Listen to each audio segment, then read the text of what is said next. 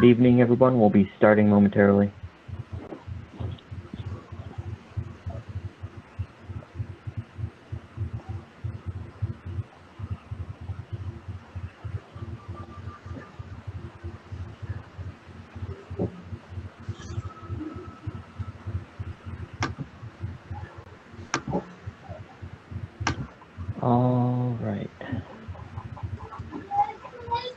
All right, Chuck, you ready to go?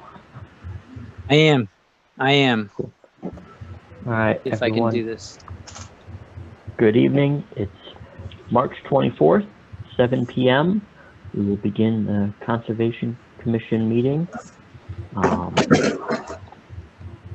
We've got a full agenda tonight. Before we start on our agenda, I'm going to let Chuck just go through, set up some of the how the meeting will be handled, and we'll introduce the commission, and then we will begin on our first items on the agenda. Chuck, do you? You ready to go? Okay, here we go. Hello, everyone. This is Chuck Tironi, Reading Conservation Administrator. Consistent with the governor's orders, suspending certain provisions of the open meeting law and allowing us to adhere to social distancing requirements during the COVID-19 crisis, this Town of Reading Conservation Commission meeting is being held virtually via Zoom for audio and video participation of the Conservation Commission, applicants or their representatives, and the public. During the meeting, myself or the chair will unmute commissioners, applicants, and representatives, and members of the public, individuals as needed. During the conservation meeting, the chair and the administrator will be the only ones permitted to share videos. These controls are in place to ensure that tonight's meeting is safe and effective. At this time, Mike Flynn, the chair of the Conservation Commission, will take a roll call vote and then turn it back to me for some more script. All right, thank you, Chuck. To the commissioners, just please remember this order. This is the order that we'll end up voting in. Michael Flynn, chair. Anika? Anika Scanlon, vice chair. John? John Sullivan, member. Scott? Scott Keith, member. Dave? David Pennett, member. Carl? Carl Saccone, member. And Martha? Martha Moore, member. Well, thanks, everyone. All right. Well, thank you, everyone. Please note that this meeting is being recorded. Also, be aware that other folks may be able to see you. Anything that you broadcast may be captured by this recording. All of the material for this meeting are available on the Conservation Division page. I recommend that the commission members and the public follow the agenda as posted on the Town of Reading's website, unless otherwise noted. However, because this meeting is being conducted remotely, I advise participants and applicants that the commission cannot discuss or consider documents which are not previously posted. Information may, however, be presented orally. Similarly, members of the public are encouraged to provide written public comment, but should understand that there's that not all participants, not all commission members will be able to see any written comments during the course of this meeting. Before we get started tonight, I am going to cover some ground rules for effective and clear conduct of business and to ensure that accurate meeting minutes. For responses, please wait until the chair or the administrator yields the floor to you and state your name before speaking. After the commissioners make their remarks and these have been addressed by the applicant, the chair or the administrator will afford the public comments as follows. The chair or the administrator will first ask members of the public who wish to speak to identify themselves by name. Once the chair or the administrator has a list of the public comment, the chair will The chair will call each one by name and afford them 4 minutes for any comment. The applicant may be requested to respond by the chair or the administrator. After the public comment, the chair will once again go down the list of commissioners, invite each one by name to provide further comments, questions, or motions.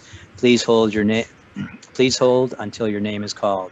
Finally, each vote taken during this meeting will be conducted by roll call. That's all I have. Back to you, Mike. All right, thank you, Chuck. All right, we'll get started on our first item on the agenda. Our first two items are pretty quick. The first one is 27 Linea Lane.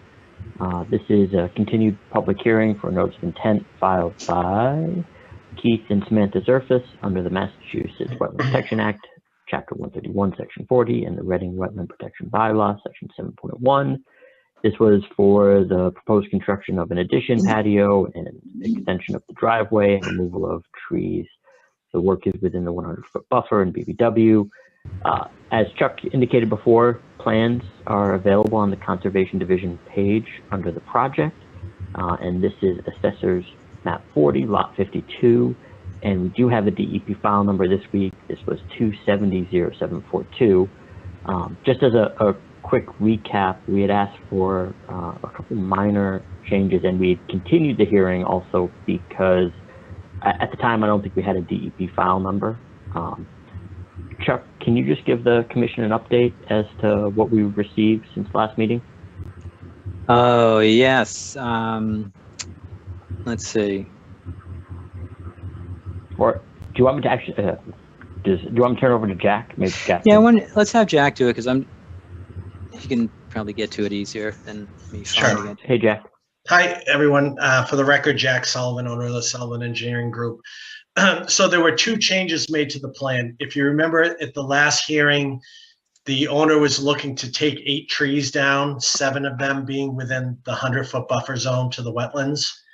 And we were going to provide a planting plan for mitigation.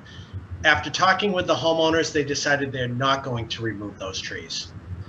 They don't impact what they're looking to do with the addition. It was something they were hoping to do to kind of just open up that area a little bit. But after talking about it, they're fine leaving the trees as is. So no trees are to be removed as part of this project now. Secondly, I previously had shown a dry well to be installed to collect the roof drainage from the proposed addition. And Anika brought up a good point that we do have a high groundwater table out there. And then I looked at the plan a little bit closer. And what I decided is I just do a crushed stone drip trench along one side of the addition. The roof of the proposed addition slopes side to side.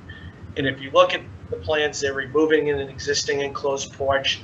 The existing deck they're removing has concrete below it. So the net increase in impervious surfaces for this project is relatively small. So based on those factors, it seemed like a drip trench would make the most sense with the high groundwater table and the limited increase in impervious surfaces. So that's it. The project got scaled back a bit. We did receive the DEP file number, as the chairman stated. So at this time, I'll turn it back to the commission for any questions they might have. Thank you, Jack. I think I've just got a quick question. You're with the drip trench. My recollection was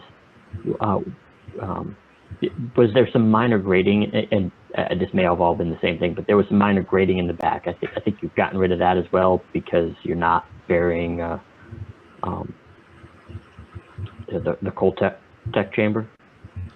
Right. So we had a concrete dry well. We'll still have there'll still be an 18-inch high retaining wall from the rear of the addition to the patio, but that drip trench now works better. We can put that right at grade, where previously that dry well, it was about 3 feet deep. You know, it could have created the bottom of the dry well could have been close to the water table. So this will provide better separation to the water table. Are there any questions from the commission? Not seeing any. Chuck, do you have any other items? I don't. I think everything was covered at the last meeting. We just needed a further update and an updated plan. So I'm satisfied with what we have here.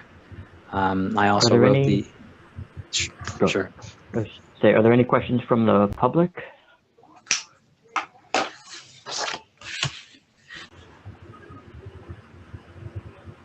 All right. Sorry, go ahead, Chuck. It sounds like you got the Yeah, I wrote the order of conditions, or have that ready. The commission, if they choose to close an issue, can be picked up on Monday. Yeah, I think this is pretty straightforward at this point. Unless there's anything else, do I hear a motion from the commission? I'd like to make a motion to close and issue an order of, an order of conditions for this project. A second. Michael Flynn in favor? Anika Scanlon in favor. John Sullivan in favor. Scott Keith in favor. Pennant in favor. Carl Ciccone in favor. Martha Moore in favor. Great. Thank you, Jack. Thank you, Michael. Thank you, Commission. Thanks, Jack. Mike, you want me to just roll into 62 Gray Coach? I just Yeah. wanted to kind of Go right ahead. This is the same thing. So this is a continued. Hearing for 62 Gray Coach, and I just want to remind the commission that we just continued it and we didn't vote to close our issue. So we weren't waiting for anything except for the DEP file number, which we have received. It's 0743. 0743. Yep. All So right. you have. I would think you would open it, Mike, and go Yeah. through the motions and then ask for a motion to close. Sure. So we'll open the continue the public hearing for the notice of intent for 62 Great Coach Road. This is map 47, lot 10, DEP file number 270743. As Chuck said, we didn't have any comments, so there was nothing new to receive. We just continued because we didn't have the DEP file number. So do I hear a motion?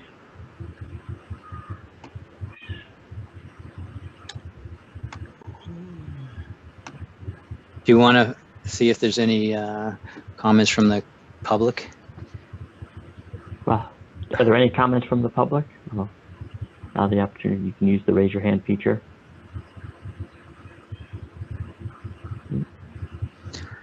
Then do I hear a motion to close?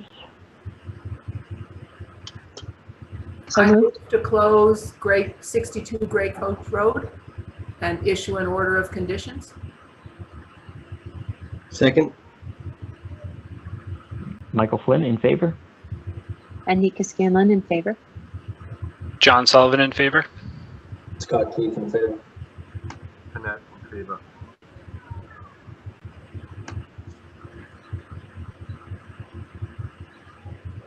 Carl? Oh, sorry. Carl Ciccone in favor. Martha Moore in favor. All right, great. Thank you, guys. All right, it is 7:15. So before we get to the next agenda item, I'm gonna invite. So last meeting we had members of the high school science club. Is that science club? Environmental. Environmental club. Thank you. They were able to attend the meeting. We had a long meeting. We wanted to try to afford them the opportunity to ask the commission questions at the end of the meeting. But I appreciate that after 11 o'clock, not a lot of we're around any longer. Since we've got time before we hit the next item on the agenda, I think this is a good chance to allow the members of the science club to ask some questions. I know they had sent Alexander had sent some questions from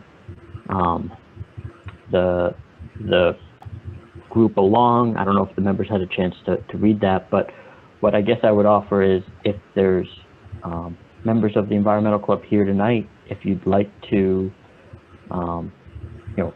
raise your hand and ask, feel free to ask anything on there. I guess ultimately what I would like to do first, Alexander, I see you're here, is can you just let us know, how's it going?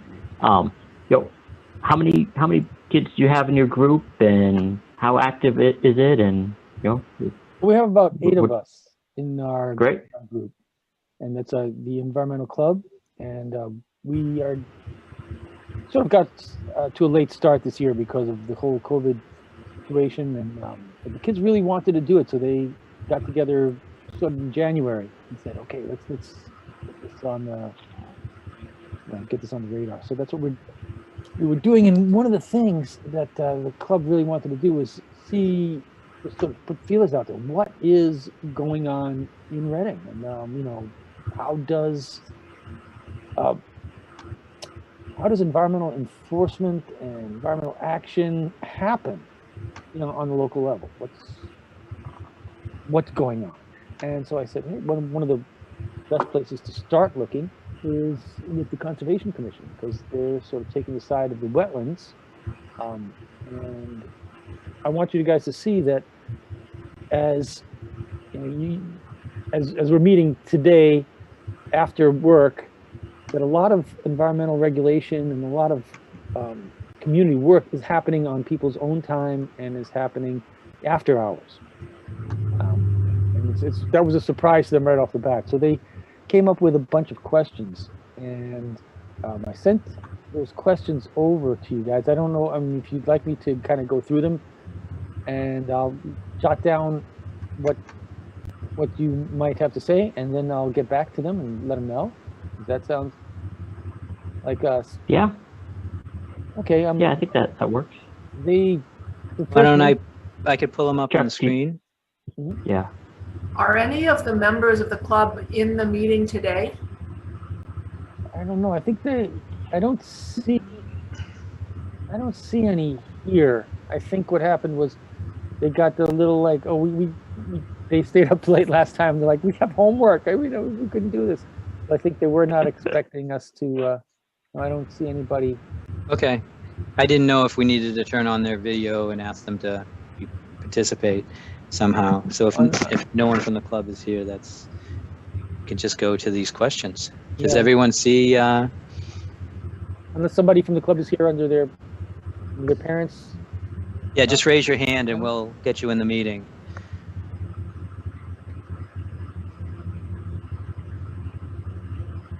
Oh, okay.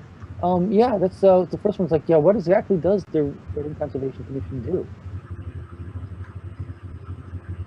So I can take this one and try my best guess, and certainly others can add. So the Reading Conservation Commission, our main objective is to review projects that are, or review works that is proposed and in accordance with the Wetland Protection Act for Massachusetts and our own Reading bylaws. Reading has its own set of rules. Massachusetts has its own set of rules, and Reading has bylaws as to what can be performed within jurisdiction of protected areas. And protected areas generally consist of wetlands or riverfront area, as well as some other areas. In a place like Reading, we are generally associated. We don't have coastal wetlands or coastal protected areas, but those are also items that obviously come into play in Massachusetts. That is generally what we're seeing in these meetings are projects or work that is being proposed within these protected areas. And the job of the commission is to make sure that the Wetlands Protection Act is being met, that that ultimately these areas are important for several reasons, and it's our job to act on behalf of the bylaws, but also the state regulations, and make sure that the wetlands stay protected. The other main item that the commission is involved in is we have the care and custody of the conservation land in the area. And so this includes areas like Birch Meadow, Bear Millet. Meadow, Yeah, Millet, thank you. Pine Vale Conservation Area. It's a natural fit because a lot of these end up having wetlands within them, but that is something that is separate from resource areas. Not all those areas have resource areas. Chuck, anybody else? Do you guys have anything else you can add to that? I think that's probably the most important question to answer.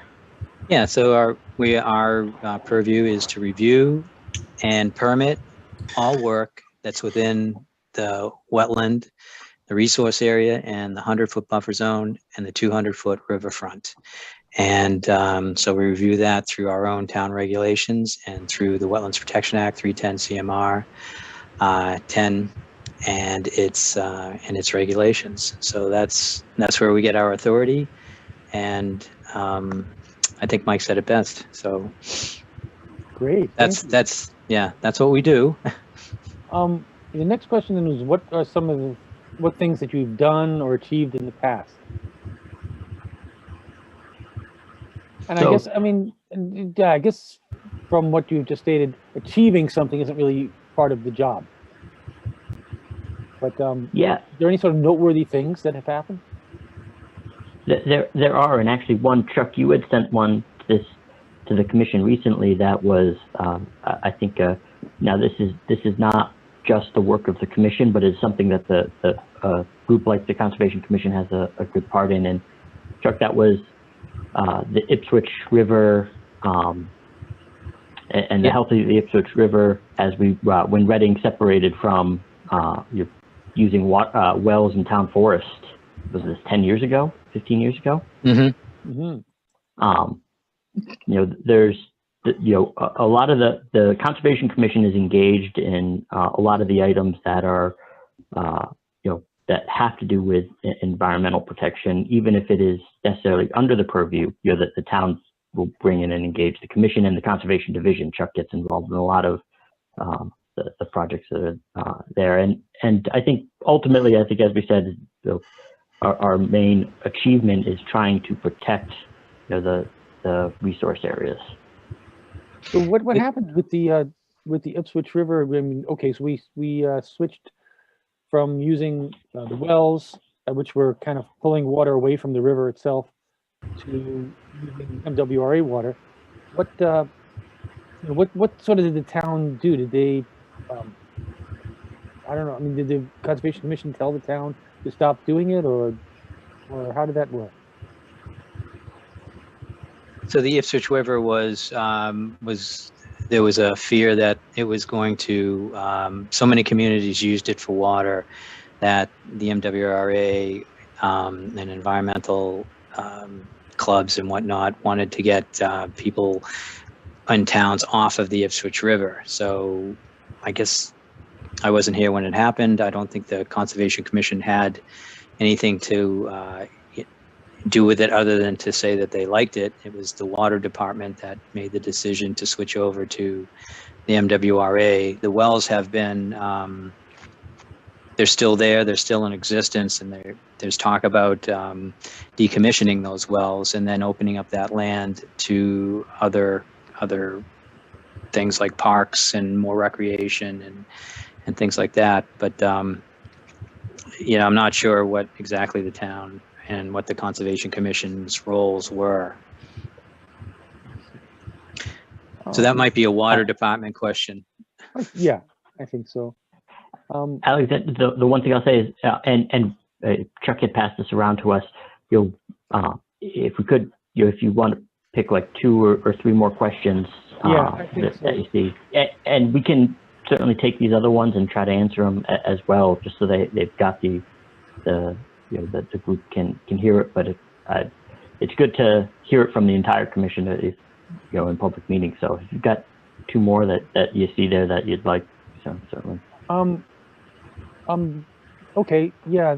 How about we talk about the kids were really, you know, wondering about this Eaton complex that's they thought was on the swamp, and like, how is that permitted? How is that okay? And you know, do you see that? How do you see the building of complexes and condos around the town impacting these ecosystems? So those are sort of related. So, yeah, so I'll- you want to do go that, ahead, Mike? Chuck, because I actually recused Great. myself from that project. Sure. So the Eaton Street project, so Lakeview and Eaton. So the Conservation Commission and well, let's start with the Wetlands Protection Act has a clause in it where you are allowed to work on projects that are already have soil that's been used by something. So it's a redevelopment project. It's previously disturbed soil. So Eaton Street was, for the most part, previously disturbed. There were some houses on it, and there was an active like trucking group on it. There was a high berm in the back, but just over the other side of the berm, maybe 15 feet away, was the stream. So that stream was a straight channel. It took a 90-degree turn, and then it kind of went down and got up to Walker's Brook, and then took another 90-degree turn. Now it was determined that that was a man-made channel, and because it was determined to be a canal, it lost some of its jurisdictional bandwidth, and so that 200 foot became more like 25 feet. But we still had the resource area and 100 feet off of that. So there was a reduced riverfront, there was a 100-foot buffer zone, and there was redevelopment. And in redevelopment, the Wetlands Protection Act only asks for an improvement over the existing conditions, and that you can get no closer. So the commission permitted that project. It was about a 4.2 acre project, and it combined 6 lots together on Lincoln and Lakeview.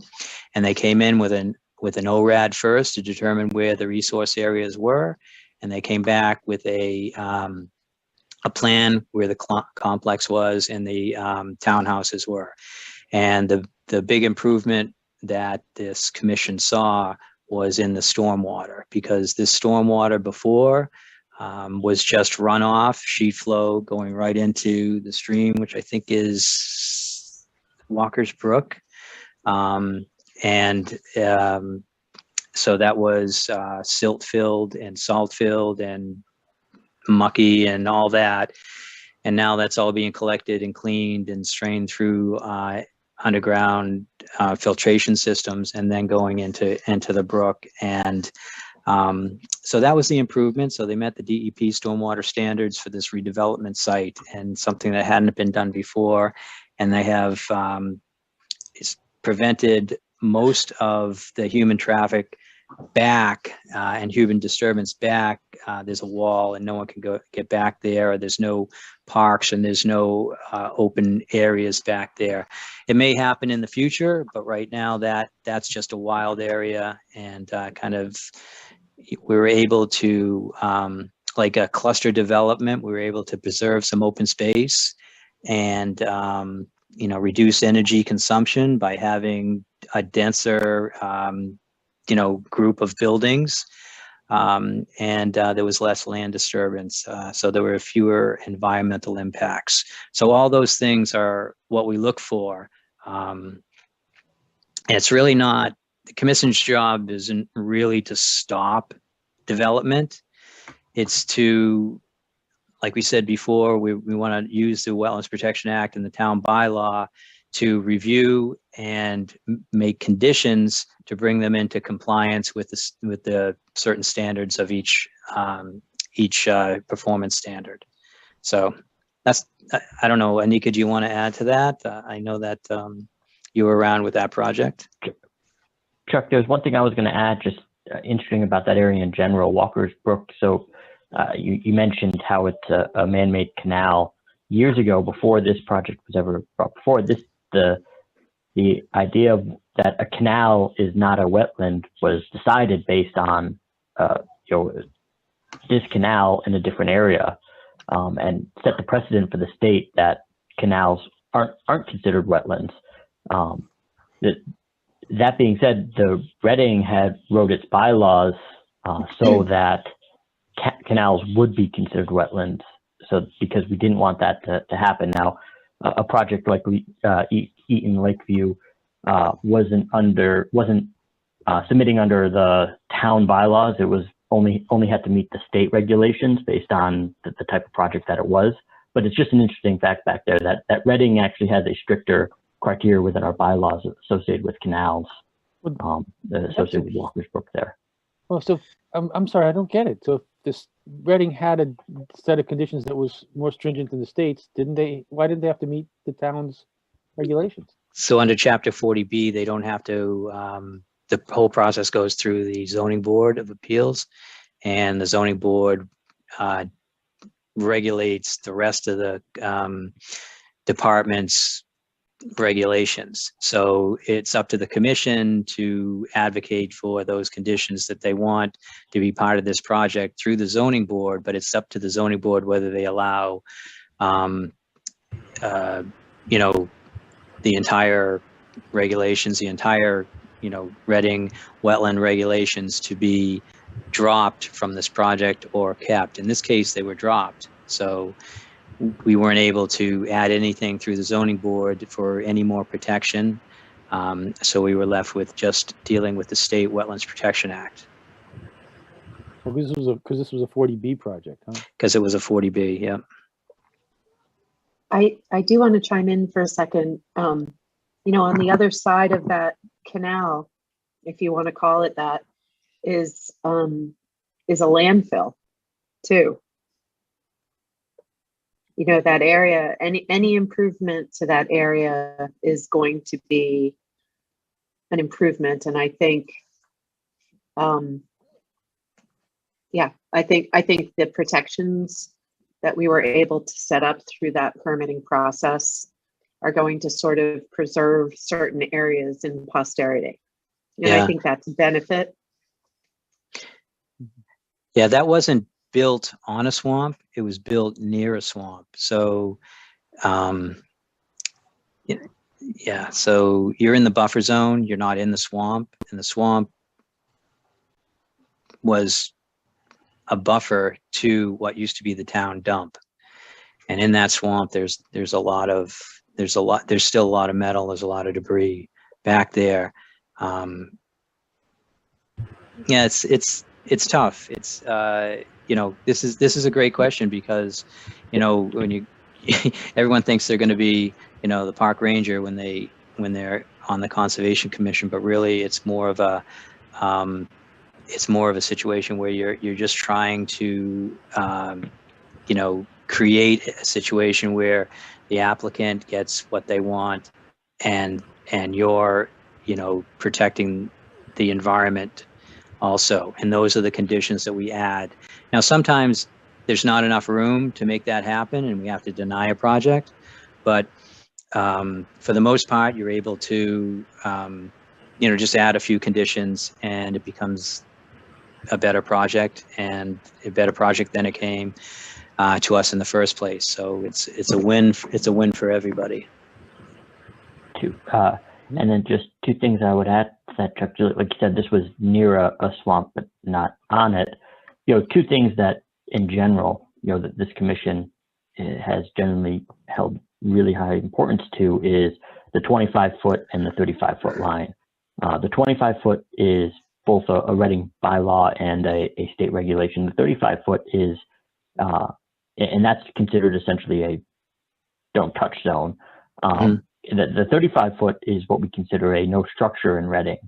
And I believe that project stayed out of the 35-foot zone, which is 35 feet away from the resource areas. Yeah, you know, there's a couple spots where they hit it, but yeah. Okay. On any project, those are two lines that we are always looking for and carry a lot of importance to. And it helps establish a buffer.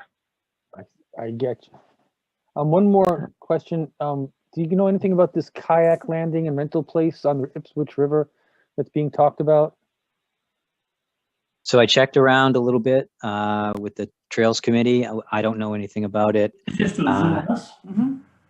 I tried that. So, no, we don't. I don't know anything about it. I don't know if anyone else does. I did talk to the Trails Committee. They didn't know. It seems interesting, but what I know about the town forest, it's maybe the town forest committee might know something about it. Yeah, I went to the Town Forest Committee meeting when it was mentioned, and I think it was Will Finch from the Trails Committee who mentioned it, but they didn't give any details of what was going to happen with that. Will that come before you?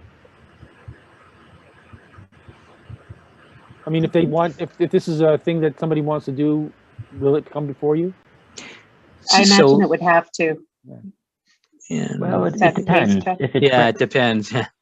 Go ahead, Mike, but it does depend. If they're not building anything and they just have a so launch or if there's nothing to be something. built, if they're just launching kayaks at that location, I don't think that's something that would come before the commission. Right, It's but something that if the it's a commission may- rental, if they're setting up a business and with, Yeah, Well, Yeah, there's so that- the town forest committee would handle that. I mean, if they're setting up a business, I mean, it could simply just be someone.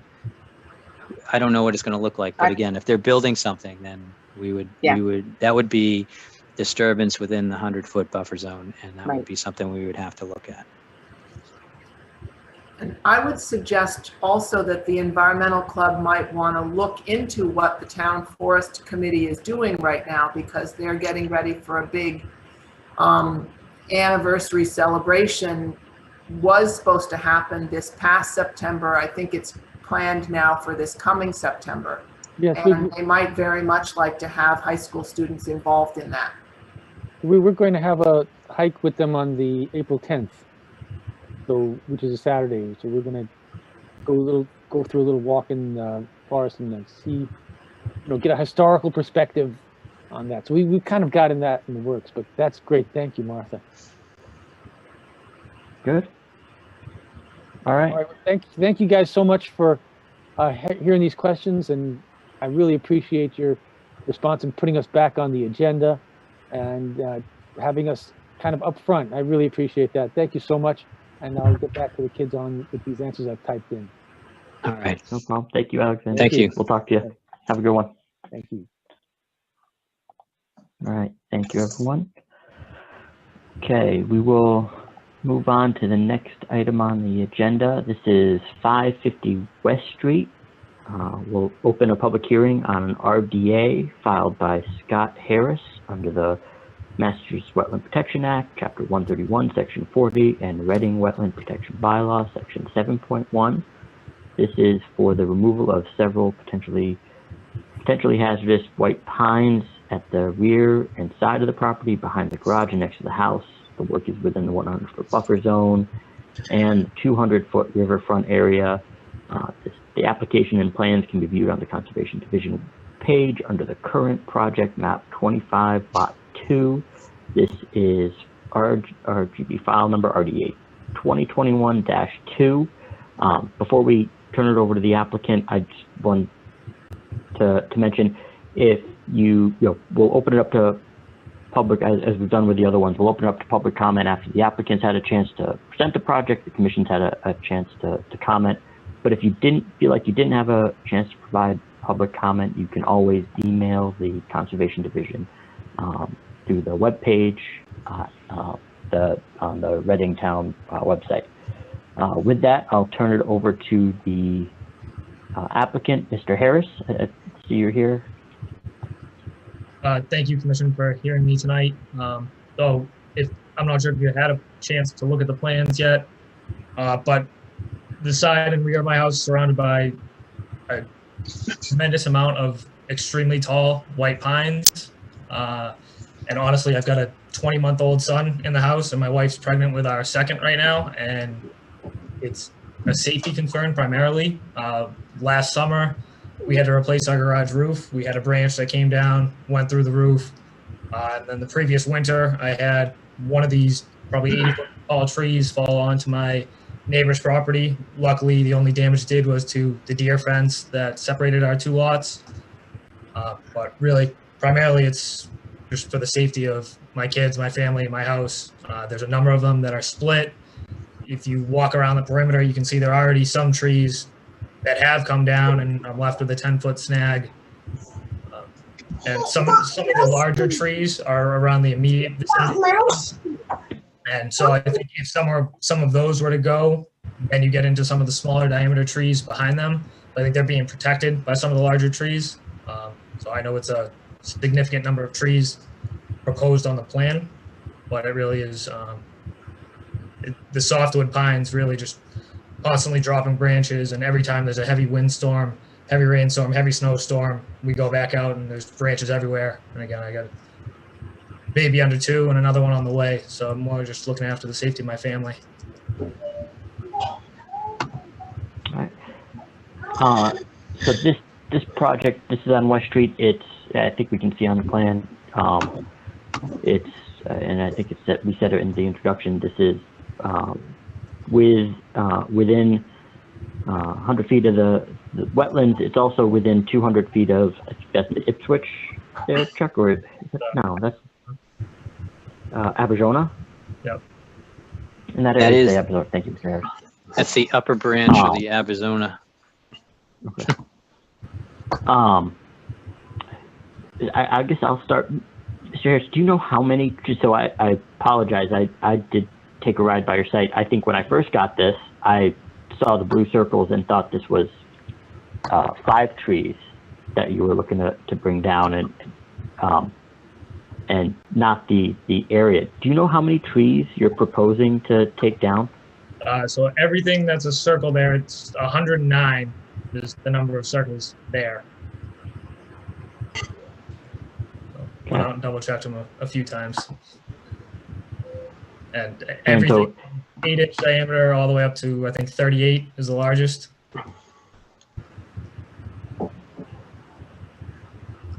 Okay. So did members of the commission have a chance to get out to the site and view the property?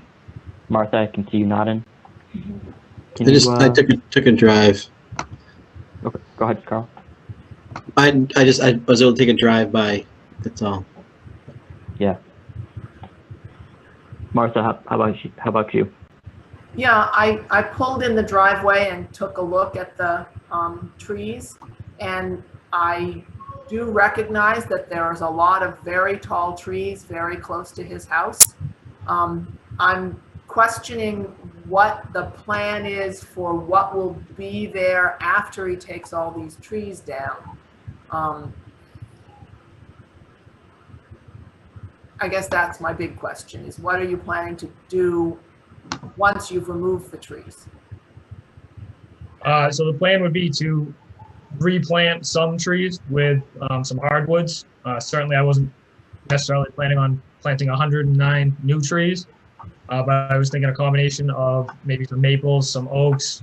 I know the tree replacement policy allows for shrubs in addition to that, so planting some additional shrubs. Immediate is just kind of clearing the area out and then working with the commission to come up with a plan as to what you guys would be looking for in terms of replicating. I know I certainly can't get rid of 100 trees and not do anything. So that's part of why I'm here today, to work with you to determine what you guys would be satisfied with as well. Yeah.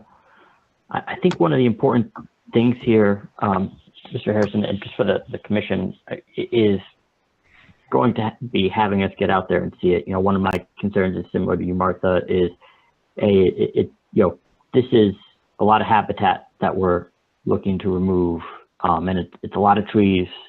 It's a lot of work, and I think ultimately, while our tree replacement policy is generally for like 5 or less trees or 4 or less trees, something of that nature, not necessarily something to this extent. I think an important piece would be to try to set up a site visit with the commission and get us all out there to look at this area. this is an RDA, so the question is, does this, the question before the commission too is, does this meet the level that would require a notice of intent? Does a professional need to evaluate each one of these trees if that's what's being proposed?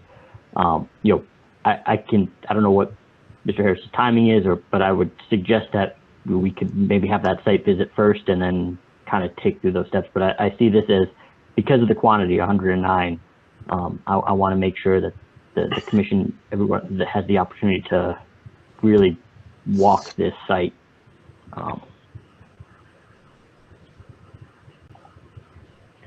Does that make sense to everybody? Does anybody have other questions or comments? I do, Mike.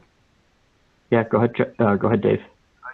I went out and I visited with Mr. Harris at his home, and we walked the site, and I was actually commiserating with him when he told me about every storm, every snowstorm, every windstorm, because I had the same thing in my own backyard a number of years ago, to the point where I had things that come down through the truck, things that come down through my shed, other things. I used to look up at these giant pine trees and think, how the heck is there any limbs still left on these trees? Because every time there was a blow or a snowstorm or a rainstorm, I'd come out and my whole backyard was covered with branches and limbs from these trees. But there are certainly a number of trees that are there. Some of them are in fairly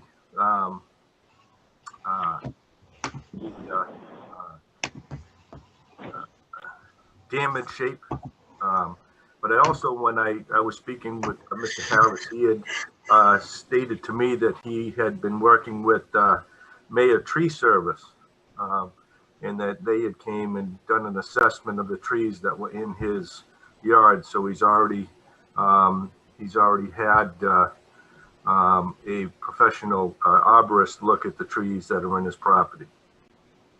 So, and I know that's one of the things that we've asked for in the past, but I certainly can feel for him when he said, that he had some trees fall down and then some of them come through his roof, and when someone says that I am very concerned for the safety of my children, that's something that I think should be listened to and acknowledged and dealt with. So, Mr. Harris, you had Mayor Tree come out. Did they do an evaluation of the trees? Do you know if they've? So Dan Mayer has not done a report yet, but he did come out. Okay. He looked at the trees. He said he was certainly willing to do a report, but he said first get in front of the town, see what they'll require. Said he was certainly happy to do a write-up. So that was kind of getting through this first step and then seeing what the next steps will be here. So they've actually come out a couple of times and they kept on saying, you got to see what the town says. You got to see what the town says. So. Yeah. And I'll just give, in general, what we've requested is an evaluation, and it's what we look for is an evaluation of, as silly as it seems, but this is each tree of, this is what I see. This is a 21-inch white spruce. As long as I've been on the commission, I don't think I've seen a project that has proposed 109 that I can think of, at least. But obviously that's a big inventory. But we generally look for an evaluation of each tree of like, this is this one, and this is the condition, and this is why. I because of its nature, I think we would still want something similar of an evaluation here.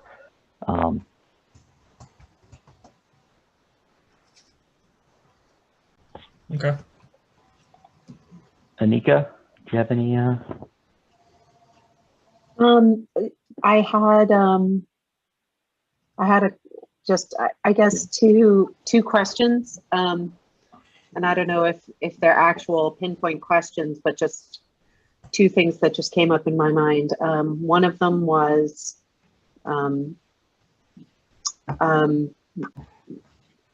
what was the thought process behind selecting this area, like this entire sort of L-shaped area?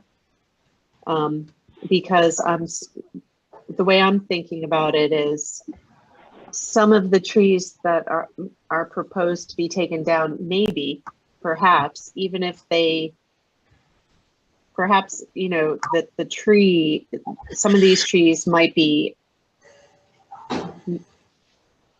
short enough so that even if the entire tree fell, it would not hit anything. Does that make sense? Like if it were in a worst case scenario, if a tree were to fall, it wouldn't hit a structure. It wouldn't hit, you know, a garage, a house. And so I'm just sort of wondering, and to Mike's point, I've never seen a proposal for taking 109 trees.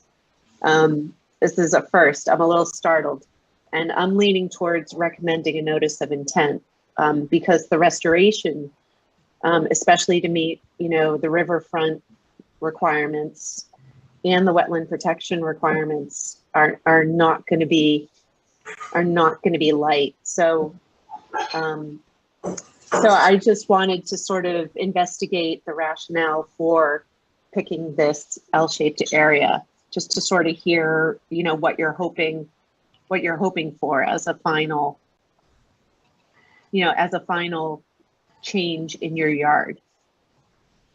I'm to the first question about what went behind this area. I mean, the ones along the side of the house, and again, they're all pretty much the same height. It's not like they're varying heights. They're mostly upwards of 80, if not taller, feet. So the ones all on the side of the house were of immediate concern. And then towards the rear of the house, some of the larger diameter trees are up front. And then in speaking with Mayor Tree, they suggested that, okay, if you take the larger diameter ones out, then you're left with some of the smaller diameter ones behind, and they're being protected by these larger diameter trees. So they said if you take those front trees out, then there's nothing protecting those rear trees. So then they're becoming a fall hazard because they don't have the protection of the larger trees. So that was why the discussion was, okay, if we're going to get rid of these front ones, then it makes sense to take some of the smaller diameter ones behind them.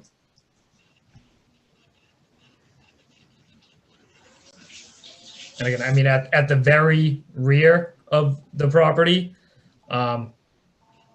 if the commission was, because I know that gets closer towards the back of the house by the wetlands. So if the commission was really adamant about not taking those down, I think I would have less of a safety concern for some at the very back side of the property. Yeah.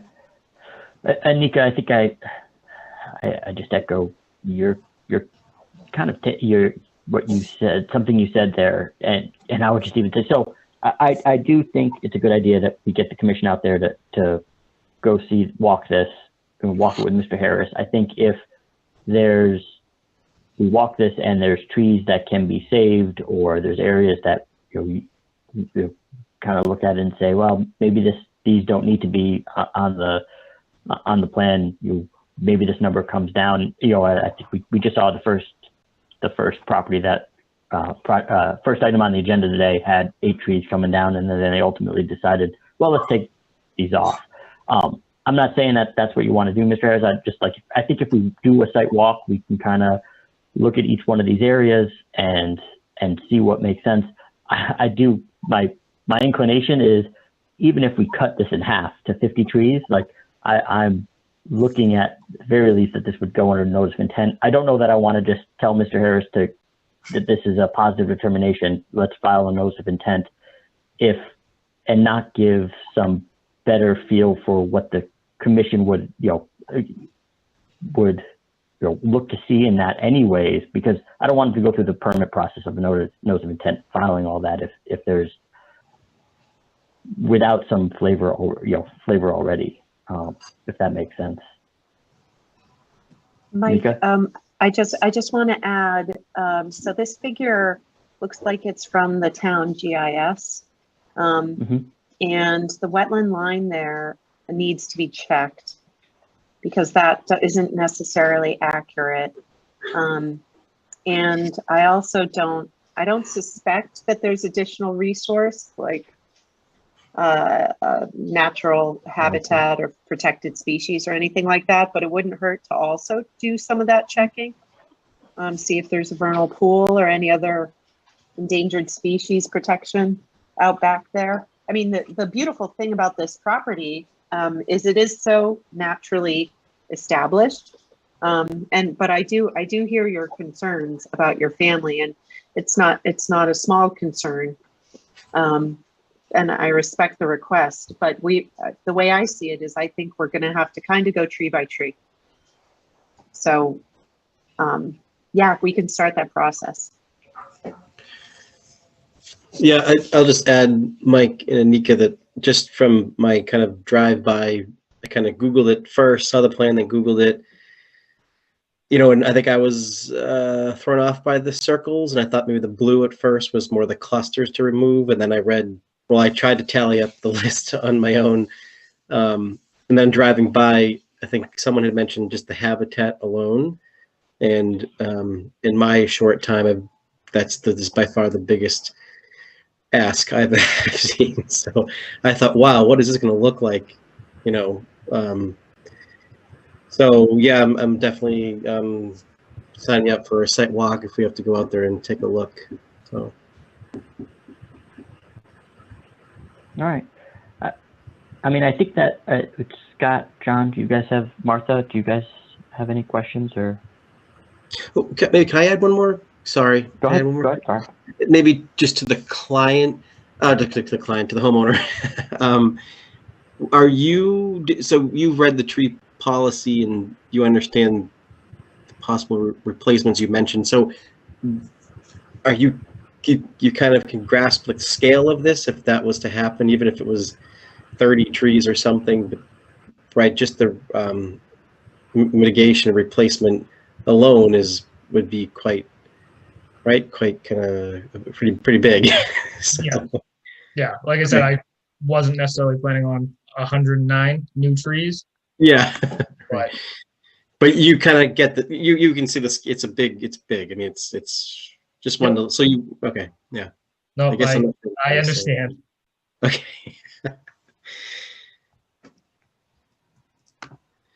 Martha, Scott, John? Having recently taken down just a few trees myself, I'm just boggled at the amount of money it's going to cost to take down 109 trees. And I'm wondering whether, for the benefit of the habitat and the pocketbook of the homeowner, there might be some compromise. If we go out for the site visit, we could look at the tall ones that are likely to be dangerous to the house and maybe see if there are some smaller ones that aren't really as dangerous. And it might end up saving the homeowner some money if they don't take everything down. Thank you, Martha. John or Scott? Not much more than what's already been said. Yeah, I don't have anything to add. Yeah. Yeah. So, I mean, I don't think we should belabor this more tonight. I mean, I think the first step is, from what I'm hearing, I think the right thing to do is get the commission to schedule a site visit and walk this. You know, this is an important one to walk and see this area. So I think I'd like our action tonight to get something on our schedule as far as getting a group out there, and then, you know, if others need to go out at a separate time, that's okay. But I'd like to try to select a time that works for most of the commission and the applicant, certainly, if you'd like to walk with us. Yeah. Chuck, I'll start with you because I know you're in town doing site walks certain days. Is there a day that works best for you? So Monday or Wednesday would be the better days next week. Either one works. And we have another request for some other trees that'll come up later on in this meeting. So if the commission could think about doing both those at the same time, unfortunately, it's at the other end of town. So more towards the Matera Cabin end of town. And I didn't get a chance to talk, but I did want to add, so what I'm hearing the commission say, and I was just wondering about like prolonging, you know, if time is of the essence, if even 50 trees would be a notice of intent and even 30 trees would be a notice of intent. And the fact that this is really not a tree policy application, from what I'm hearing, I'm just hearing what the commission said during this meeting, and there was no mitigation proposed, and the evaluation wasn't available. If those are what the commission's going to turn around and just ask for anyways, it's almost, you could almost just say that you could get just going on your notice of intent right now and save the 2 weeks. If a site visit will come during that time, during the notice of intent, you'll have the, but if the applicant wants to, you know, take this next 2 weeks to just have the commission take a look, then that's okay. But if we're, to me, if we're in the same spot, it's almost better to get started on the application that's really going to matter. No, I just thought I'd throw that out.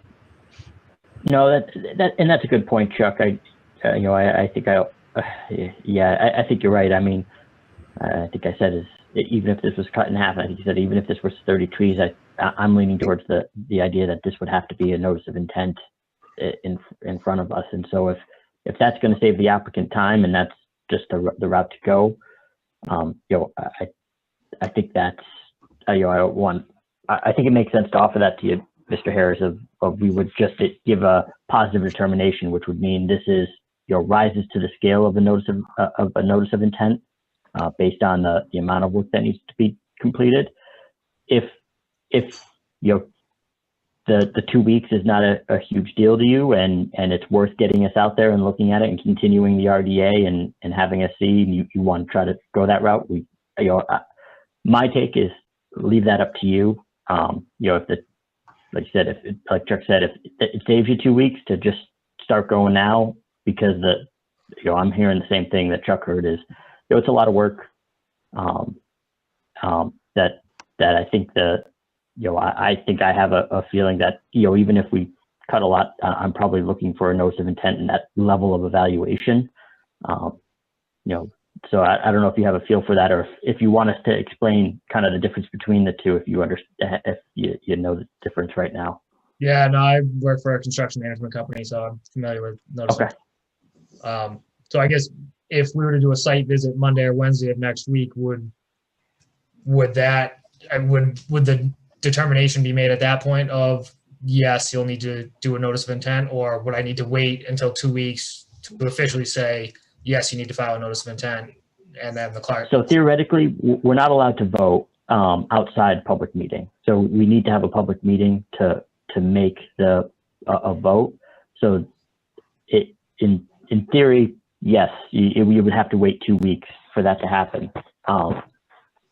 We can't give you any sort of indication of because everything needs to occur in public meeting. We can't give you any sort of opinions on the site visits, but you could walk away from that site visit and say, I'm pulling an RDA, pulling the RDA, and I'm just filing the notice of intent. But we need to delegate in the public forum, so the vote would have to occur at our next meeting. Okay. So even if I do go the notice of intent route, I'm assuming that the commission is still going to want to have a site visit at that point, correct? Correct. Okay, so I guess I would like to, if possible, if we could do the site visit sooner than later, and then I'll kind of work a parallel path on my end as well. Okay. I'd like to be able to come to the site visit, and I'm not available Monday next week, but I am available Wednesday the 31st. Does that work for other people? Wednesday works better for me as well.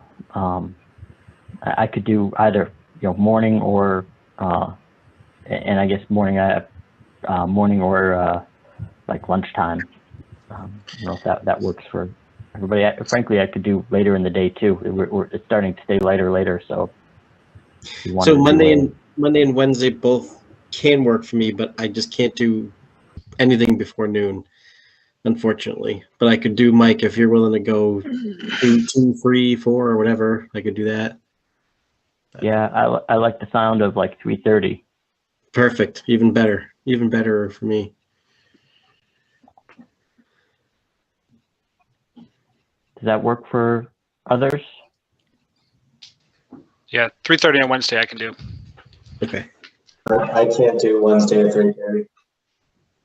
I'm going to say maybe. I'm a maybe too. I'm supposed to be in New Hampshire next week, so I'm not certain. But I'll still have my phone and I'll check it to see. One of the things that I want to add is, would it be appropriate for the applicant to have his tree arborist, perhaps when we do our site visit, on site at the same time? I don't think it would hurt. I don't know that it's required, but I certainly think, you know, if they've got something to add, and then, you know, I think that could only help.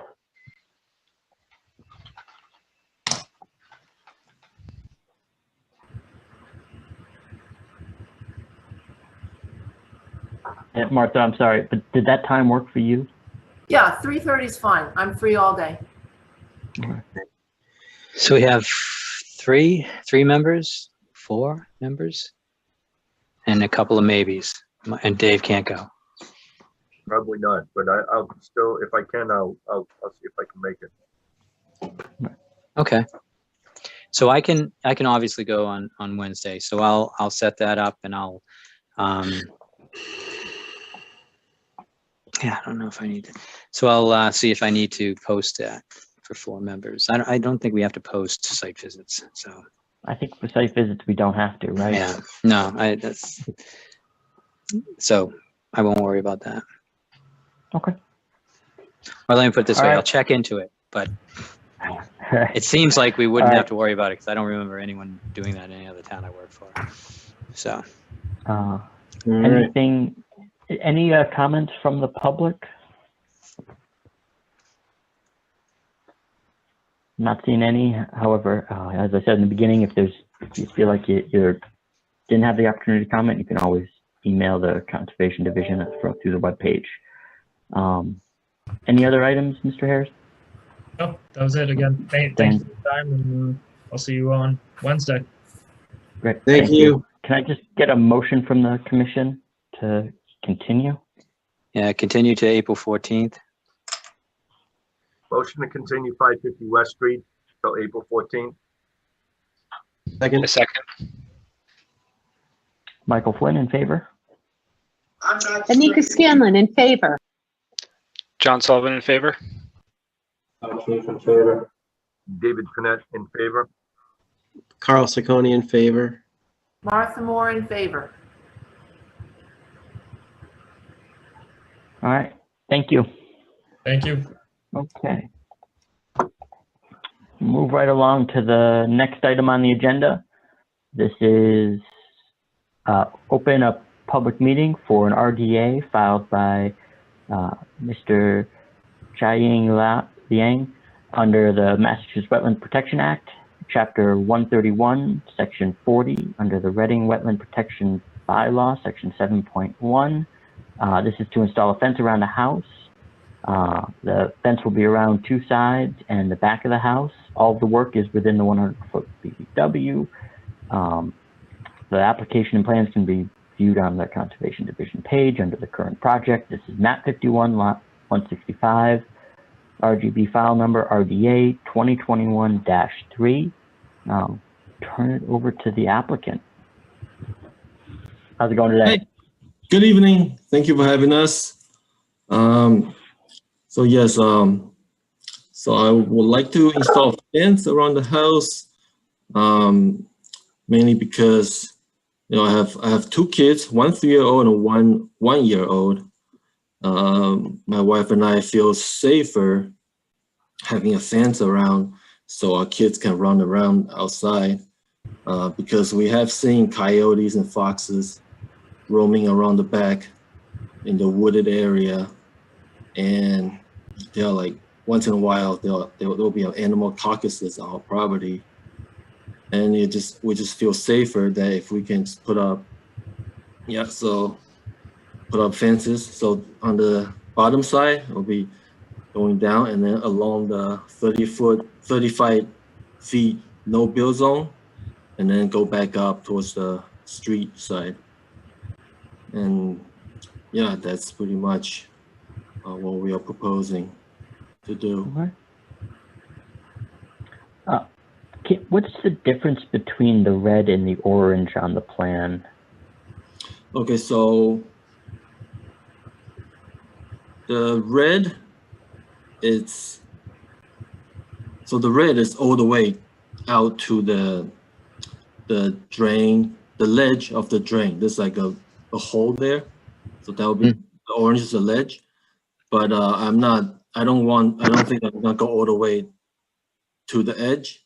I'll probably have the fence will probably be somewhere around 7 to 10 foot away from the ledge, so there'll still be room for people to access the drain easement.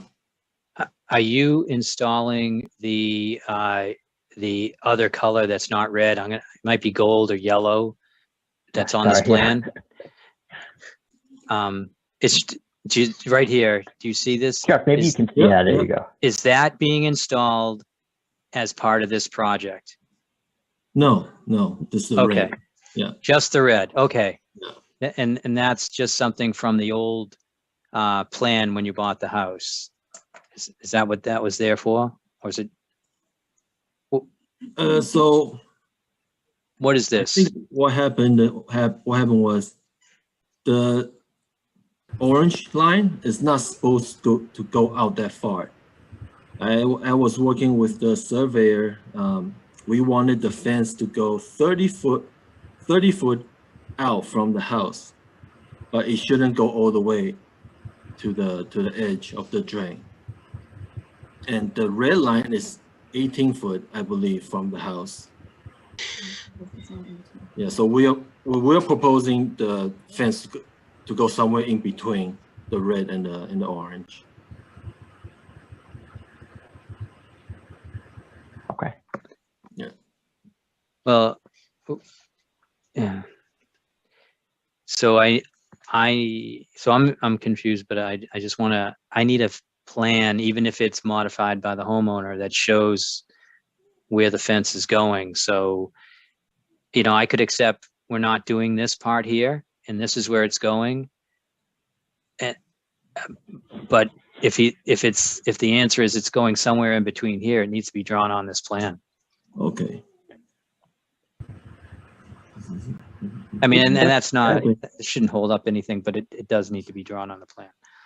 Okay. Agreed. I mean, I think at the end of the day, no matter what goes on here, we want, I think this is a pretty straightforward project, but we want to make sure what we're approving, we've got a record of what we're approving, and there's clear understanding, so that you don't come back to us and say, this is, I built what I asked for, and we say, no, that's not what we approved. Yeah, I understand.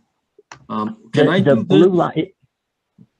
So if I go home and I just erase this orange line, and then on the red where the gate is, it says 18. If I just change it to 30, would that work?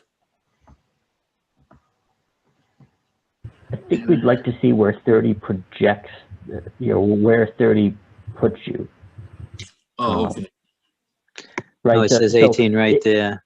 Yeah. It looks like 30 puts you right where that orange line is, right? If that's 18 plus or minus, it seems like that. Well, if you had the survey might have extended it and put it out 30 feet. Yeah. So when I measured it outside, it doesn't go all the way to the edge of the drain. Okay. Yeah. Here's a question that may need to be answered. Did the developer who isn't finished with this project, I know that there's talk about putting a fence around this drainage area. Mhm. Did they okay this plan? Are you interfering with their possible fence? No, I'm not interfering with them at all. They are aware I'm putting up a fence, and it will not overlap with theirs. So All right, Chuck, is because I their just fence- see this what- here. Yeah. Yeah, so as long as that's fine, as long as the developer is okay with the fence. I mean, I don't particularly care if it goes all the way into that orange area. But that just brings the point up is I know there's another fence going in there. I think there's another fence going in there. As long as we get the developer to say it's okay, then it should, and it wouldn't be interfering their fence, because I know their fence has to go in for engineering purposes, and it was required by the engineering department. That's my belief.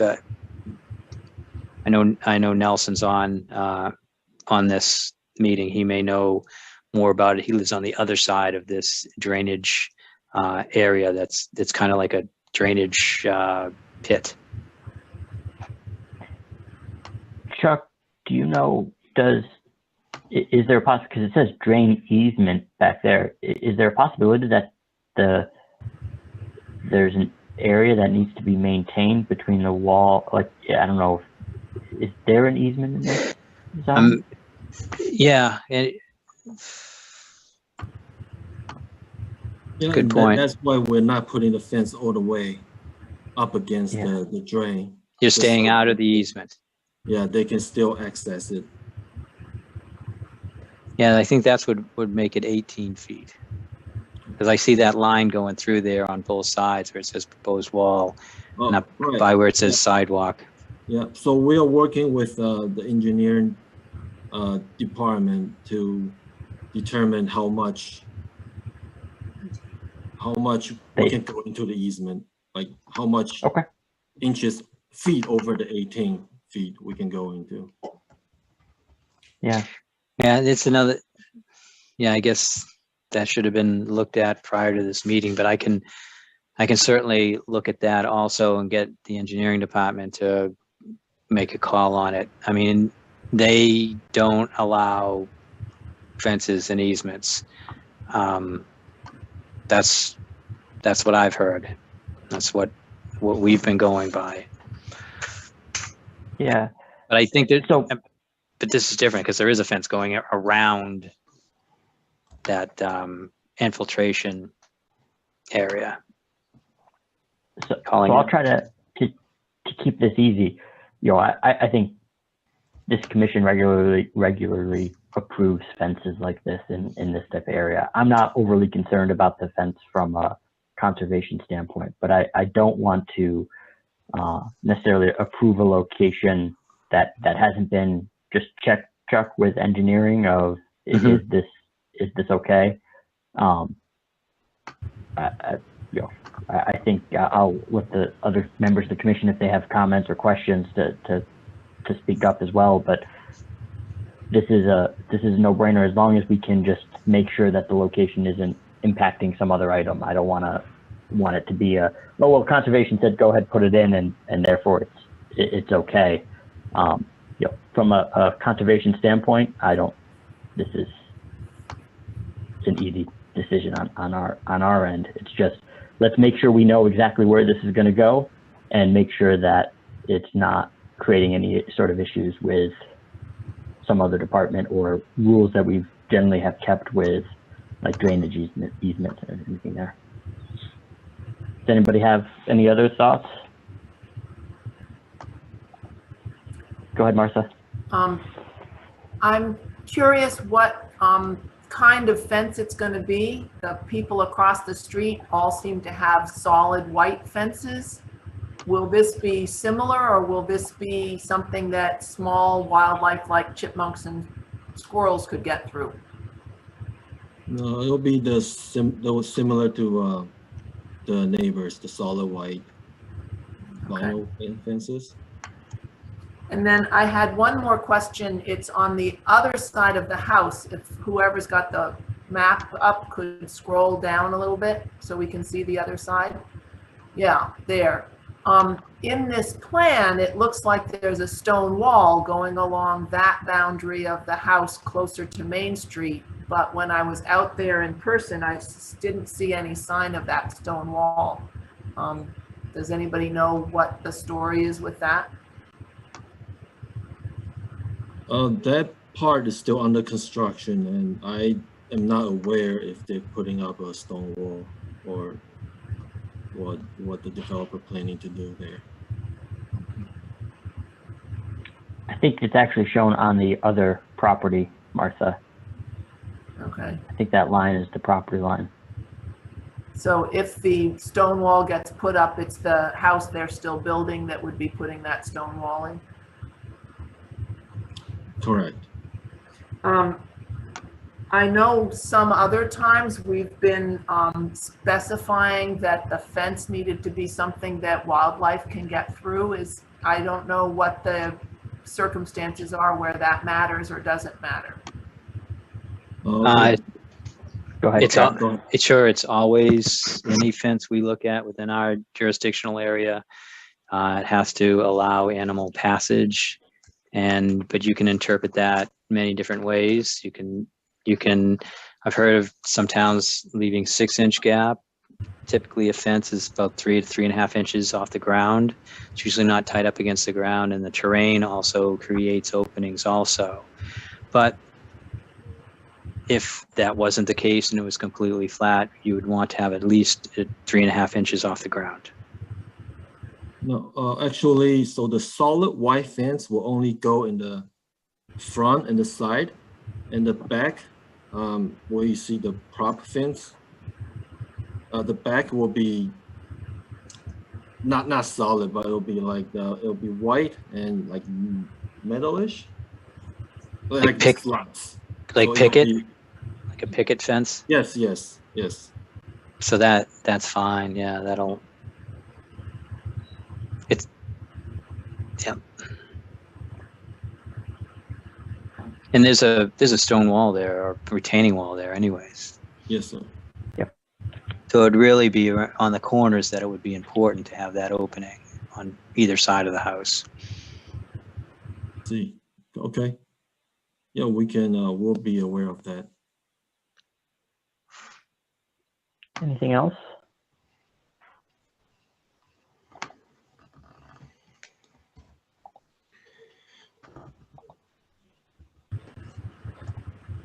Not hearing any comments from the public?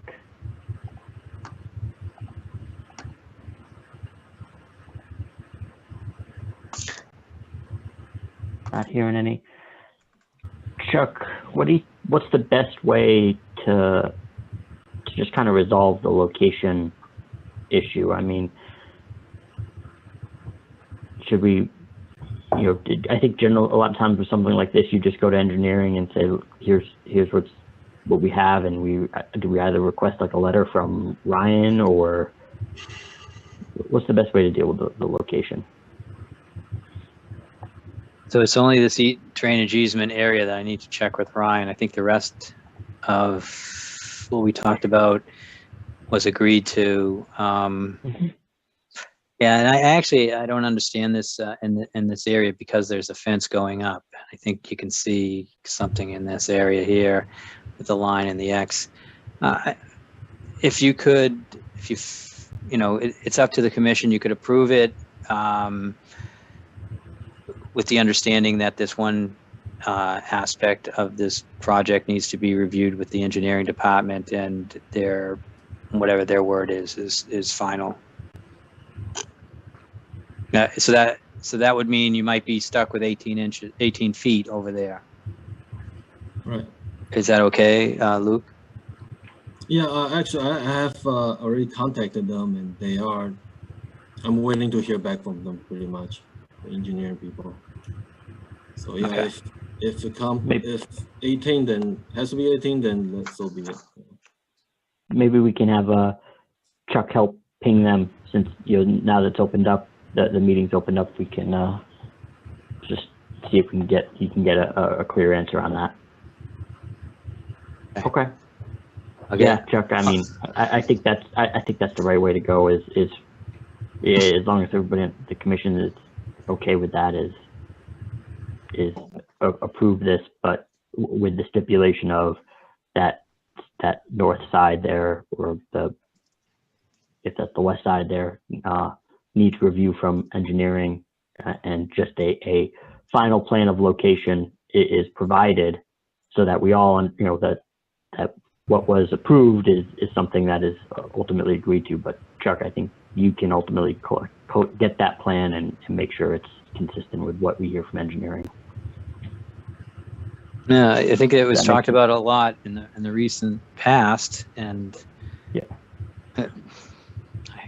So I'm assuming that you can't put a fence in there. But Yeah. I just finished an email I sent it to Ryan. I don't expect an answer until sometime tomorrow, but it's off my plate. All right. Then, do I hear a motion from the commission?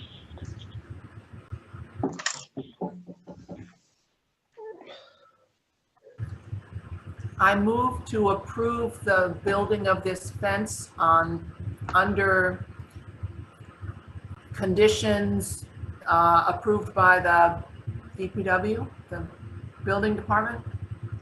So, Engineering. We would be issuing a negative determination because this is an RDA. And then you can add the stipulation. Okay, I move that we issue a negative determination contingent upon the information from the engineering department. Second. Do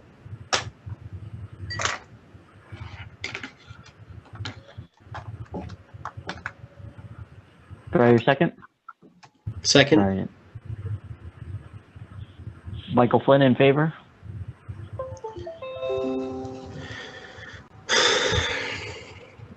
Actually, looks like we lost Anika. John Sullivan in favor? Keith in favor. David Connett in favor. Carl Sacconi in favor. Martha Moore in favor. All right. Thank you, Luke. Oh, thank you for your time. Thank Have you. a good night. Meeting you. All right, we'll continue on.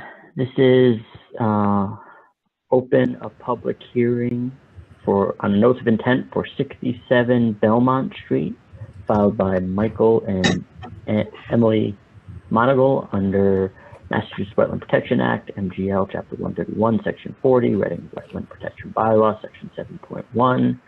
The applicant is proposing construction of an addition, a deck, site grading within the 200-foot riverfront, and a portion of the 100-foot buffer to the BVW.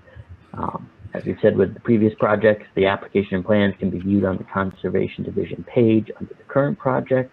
This is Assessor's Map 28, Lot 24, DEP file number. Jack, do we have a file number for this? Is Jack muted? Yeah. I just saw him and then I lost him. Can you hear me? There, Jack. Yeah. Yep. Okay, Chuck, you stopped my video, I think. But we do have a DEP file number for this job. It's 270-0744. All right. 270-0744. Thank you, Jack. Thanks, Chuck. Yep, thank you. I'll turn it over to you. Great. So this project's at 67 Belmont Street. The owners are on this call with me, Michael and Emily Monagle. And this lot is basically almost entirely within the 200-foot riverfront area. The lot was created in 1939. And it's a single family house. There's a breezeway with a one-car garage that exists there now. The owner is looking to demolish the one-car garage and the breezeway and construct an attached two-car garage with some living space to the rear. All the work will be outside the 100-foot inner riparian buffer zone, but all the proposed work is within the 200-foot riverfront zone. And a portion of this work is within the 100-foot bordering vegetated wetland buffer zone. Norse Environmental performed the wetland delineation. There's riverbank to the rear of the site. There's bordering vegetated wetlands towards the midpoint of the site. The closest point of the addition to the bordering vegetated wetland is a little over 85 feet away. There is one mature 12-inch diameter tree that will have to be removed as part of this project. In accordance with the tree policy by the commission, they're proposing to plant a 2.5-inch caliper red maple tree towards right at the limit of the 35-foot no structure zone towards the midpoint of the lot. We do show a limit of work line on this project. There'll be a 12-inch diameter mulch sock placed backed by silt fencing. And we are proposing a 1,000-gallon dry well with crushed stone surrounding to collect and infiltrate the roof area of the proposed addition. I did provide a summary table of the existing impervious area within the riverfront for this project. It's a total of 1,182 square feet. And I show a proposed impervious area within the riverfront of 2,051 square feet. When you look at riverfront, you're supposed to look at total alteration from 0 to 100 feet, which we have 0 impact. And the total riverfront alteration between the 100 and the 200 is 2,400 square feet. The total riverfront area for this project is 33,858 square feet. So we're within the performance standards for this project. I'll turn it over to the commission for any questions you might have.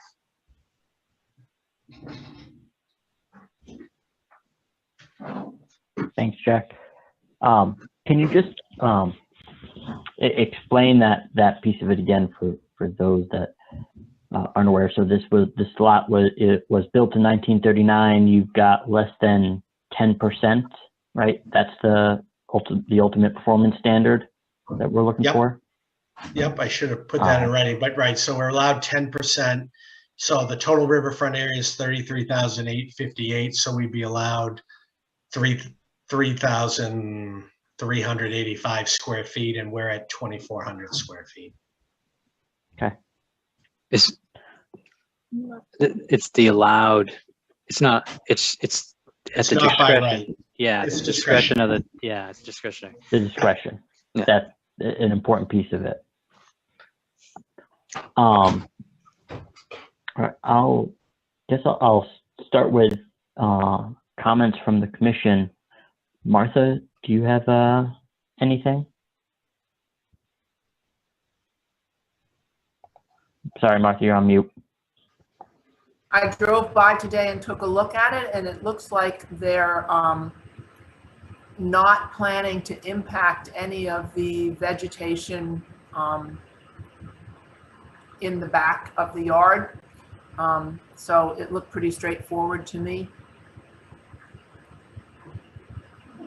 Okay. Scott?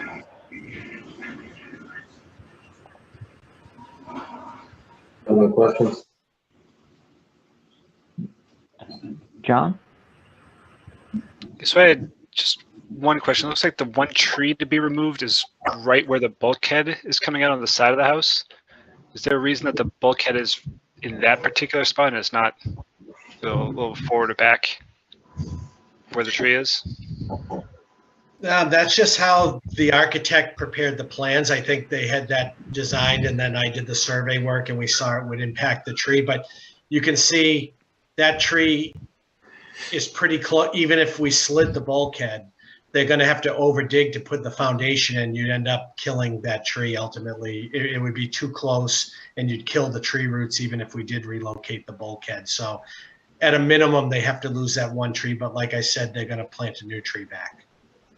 Okay. They'd be back here next year saying the trees rotting the roof. So yeah, no, I think ultimately, if with its proximity, it's good to get it in now as part of this project if that's what makes sense. Okay. Dave? I went by there and it looked pretty straightforward to me. There wasn't anything I saw, and I did see that they were cutting one tree down, but they also have the 2.5 inch red maple they're replanting in the backyard. So it looks pretty straightforward to me. And Carl? No, I think I'm good for now. I've got just a couple questions, Jack. I don't know if you know. So the bulkhead is obviously straightforward. So the first floor elevation, the way this works, the yard slopes down towards the wetland and the riverfront. So it's the first floor is basically right near grade. Maybe it's a few steps. I guess it's a few steps up to get to the first floor elevation that's out there today. And so then there's the basement. You've got the bulkhead as an exit. Are there any other exits in the basement? Nope, this is not a daylight foundation. It's not a walkout. So that's why they need the bulkhead. That's their access out. But to the grade back there is like 92, right? So it's so they could have done a walkout, but okay. I have a proposed grade at like 94.5 out there. So we're showing, and then it'll grade down to the limit of work line. But yeah, so that's why they have the bulkhead. If it was a true walkout, they could have had a slider or a door, and that would have served the purpose. But okay, it's not a walkout. Okay. Man, well, that answers a lot of what I was my next couple questions. Proposed deck. So the proposed deck is going to match the first floor elevation. So that'll be at elevation 100. Those steps are just going to come down to the grass area there. Correct. Yep, correct. Anything proposed underneath? Like, I mean, the deck's only 6 foot tall. There's nothing proposed underneath the deck. It would just be grass or stone or. Yeah, you guys could condition it. There would be crushed stone. It would be something that would, when water goes through it, it can get back into the ground. It wouldn't be a solid surface. Yep. Okay. All right. I don't know that I have any other questions. Chuck, do you have any? Sure. Yeah, I had a couple of questions.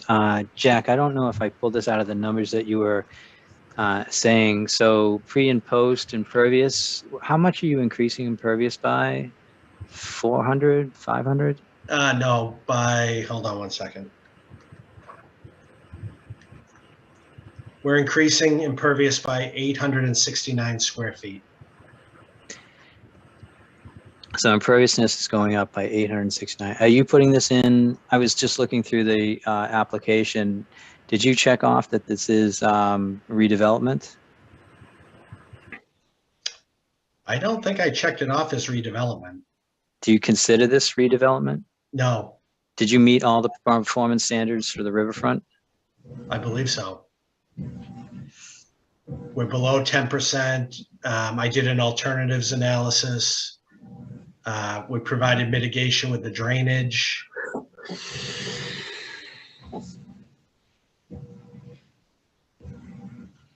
Where it predates the Riverfront Act, I believe I met all the requirements. But I didn't look at it as redevelopment, because redevelopment, usually you have some sort of impervious surface out to a certain area and you don't go beyond that. In this case, they are extending their addition out what's a grassed area now. We're still outside the 100-foot inner riparian zone, but we are getting closer to the river. So I look at it as. Sorry, Jack, explain that again. Usually, sorry, just repeat that. I missed what you. Sure. How you explain. Sure. So for redevelopment, usually you'd have some sort of, if I was going to claim this was a redevelopment project, there would have to be some sort of degraded surface that exists already out to a point, you know, so I'm 170 feet from the bank with the proposed addition. If this was going to be redevelopment, I would have to have another degraded area, like a paved surface or a structure 170 feet from the bank area. And I don't have that case. It's a grassed area. So the closest point is, you know, probably 180 feet away. I'm extending another 10 feet back. So some of this project would be considered redevelopment, like the area where the existing one-car garage is in the breezeway. But I guess the best way to say it's a mix of redevelopment and development. It's not all redevelopment. There is some new development. That makes sense to everybody. So I was asking that question, trying to understand the redevelopment aspect of it and the imperviousness increase, to finally ask the question about the improvement over the existing conditions and what was that proposed. But I think I'm not sure that is in the riverfront itself. It's in the redevelopment portion of the riverfront. So I don't have a time to look that up as we're talking, but that's what came to mind. And I see that the one tree is being replanted.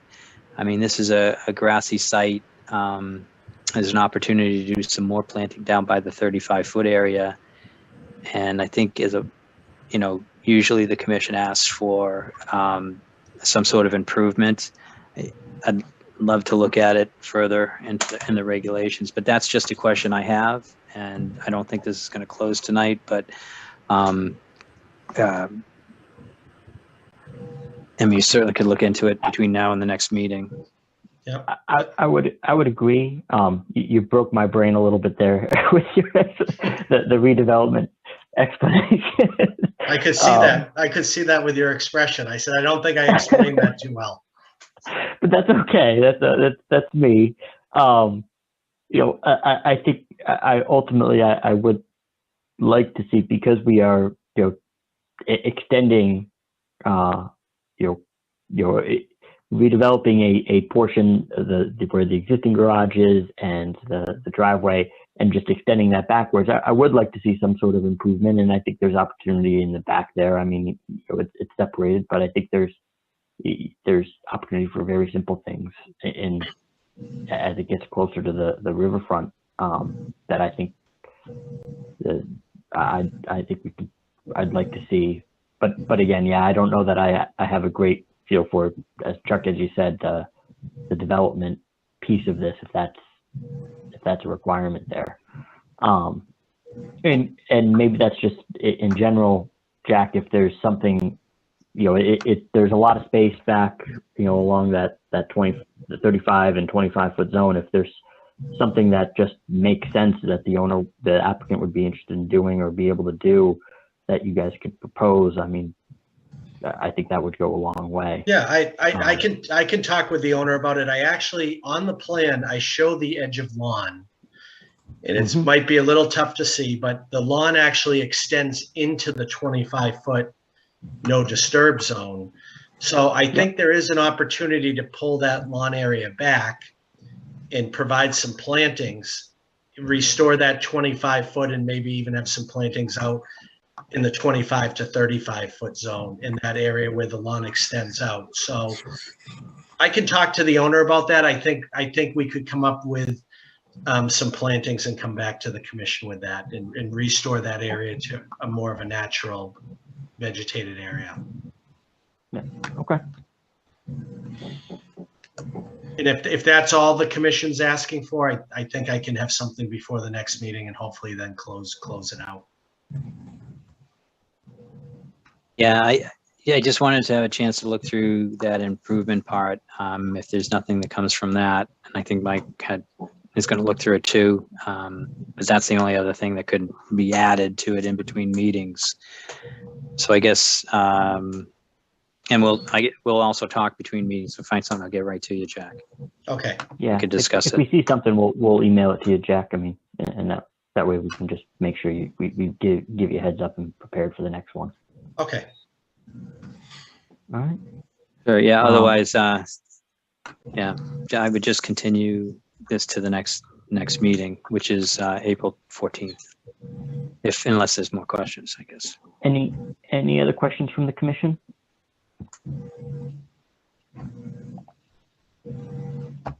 Martha, were you trying I'm all set.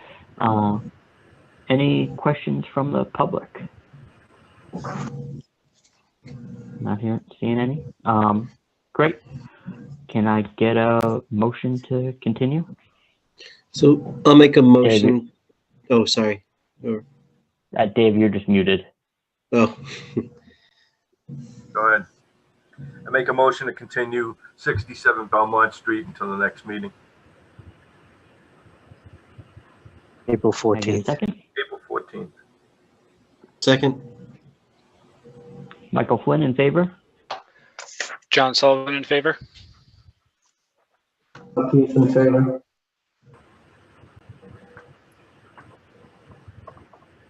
Did Scott chime in? I didn't. Yeah. hear him. Yeah, he did. David Panett in favor. Carl Sacconi in favor. Martha Moore in favor. All right. Thank you, Jack. Thank you very Thanks. much. Thanks, everyone. Okay. All right, Jack, talk Thank you, to you. Jim McGonigal. Okay. Thank you. Thank you, Michael. Thank you, Emily. All right. Thank you. Moving on to old new business. Chuck, do you have an update on certificate of compliance request for 48 Pasture Road? I do. It caught me just switching screens. Hold on a second.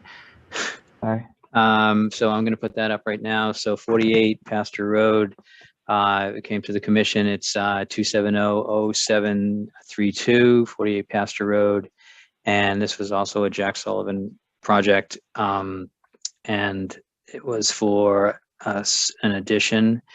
And there was a couple of things that were which were changed, and one was the drip trench was only, I guess originally they thought the roof line was going to run in a different way, and they just moved the drip trench to catch the water where it ran off on the roof. So that wasn't any issue. And hold on a second. It's always, here we go.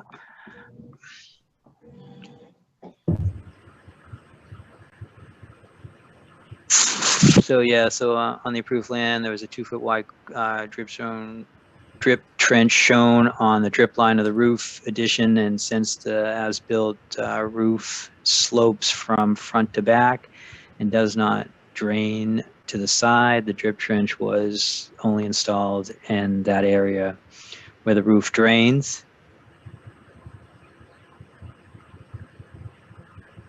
And 3 concrete browns were installed. And on the 25 on the plan, I think I saw. Yep, on the 25-foot line. And I think that is all that's written. And so I would recommend with those changes, or that one change, that the commission approves this certificate of compliance. Do I hear a motion? Or I guess I can ask before I do that. Did anybody do a site visit and have any other comments? No. I went out to the site, but I didn't have the original plan or what the OOC was, so it was kind of hard for me to determine. So everything looked in order. Okay. And with that, I guess, is there a motion?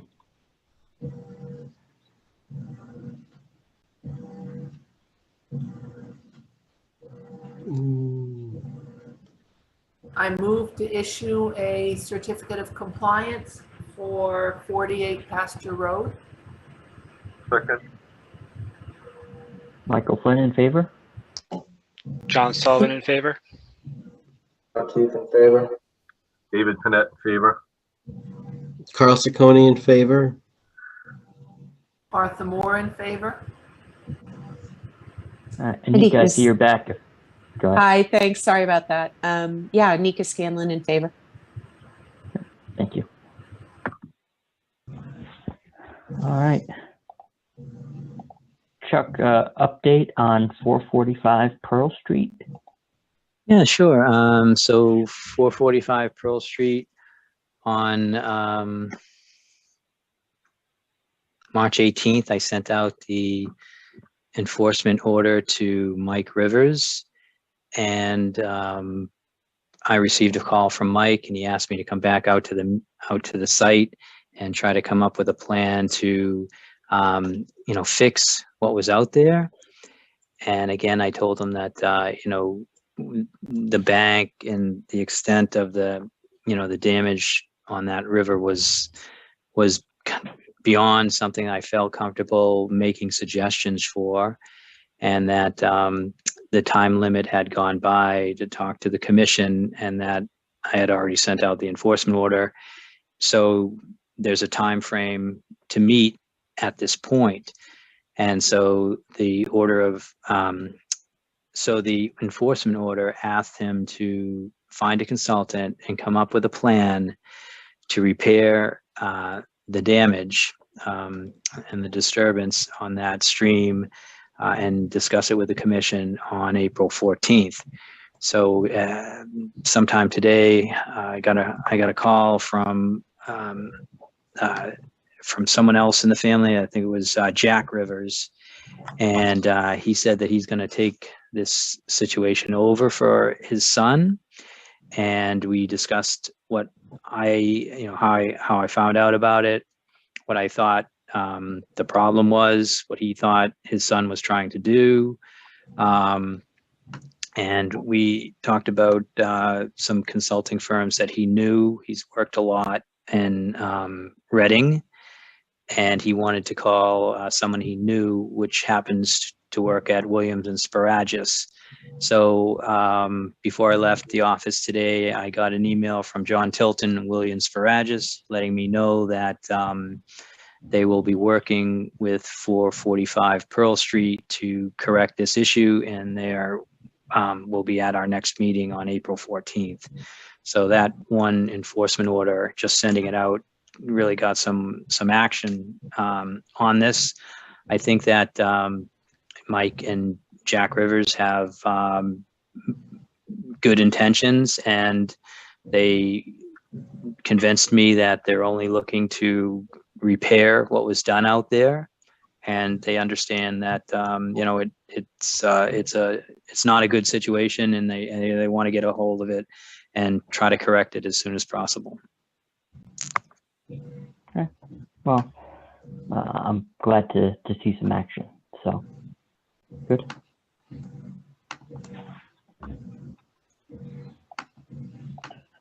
All right. Goals. The goal is still to get Mike to pay attention to that, getting some goals. Chuck, are any other items on this, on the old new business? I think we're still waiting for spring to kind of pick with some of these, the Small Lane and Acadia.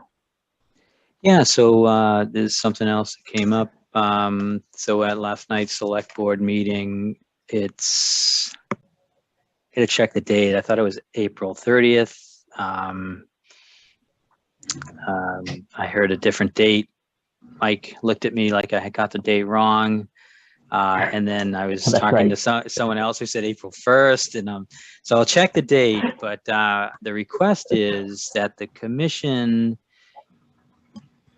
has something to do on some sort of plan for Arbor Day.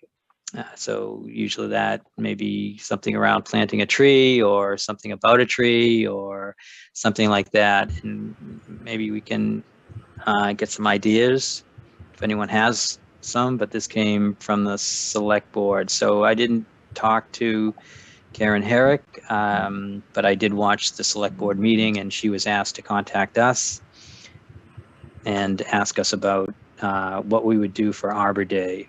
And so they want to have April some 30th. publicity. Is that what you see were it now? right, yeah. I was right. Yeah, Okay. yeah. I should only listen to me. So, so it's a proclamation, and they made a proclamation, and they want to plan something, and I just made some quick notes. So, and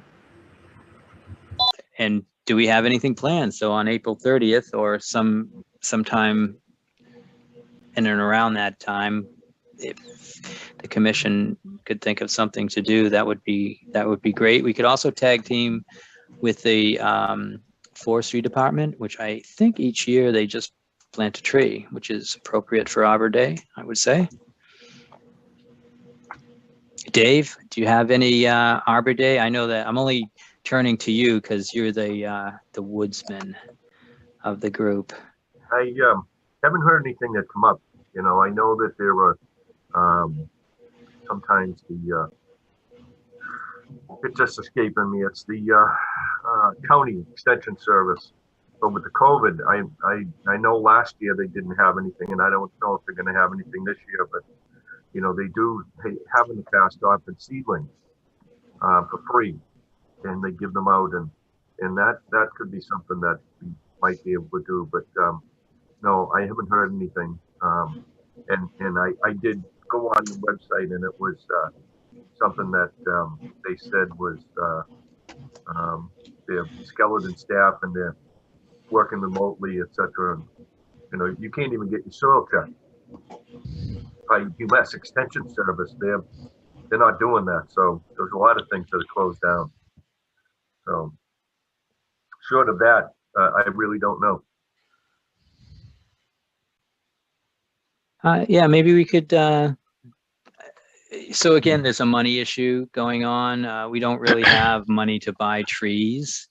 The money that we get from the state is mostly for administrative needs, books, things like that, my salary. There's only a certain things you can spend it on. I don't think buying trees is one of them.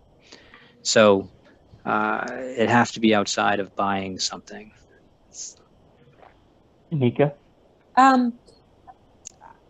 What if we did a little sort of like a small, I don't know how this is going to be celebrated, what with COVID and everything, but what if we had something sort of like a flyer, like a small, just a regular letter size sort of bit of information about planting climate resistant native trees, like as a guide, you know, just more like an information sheet.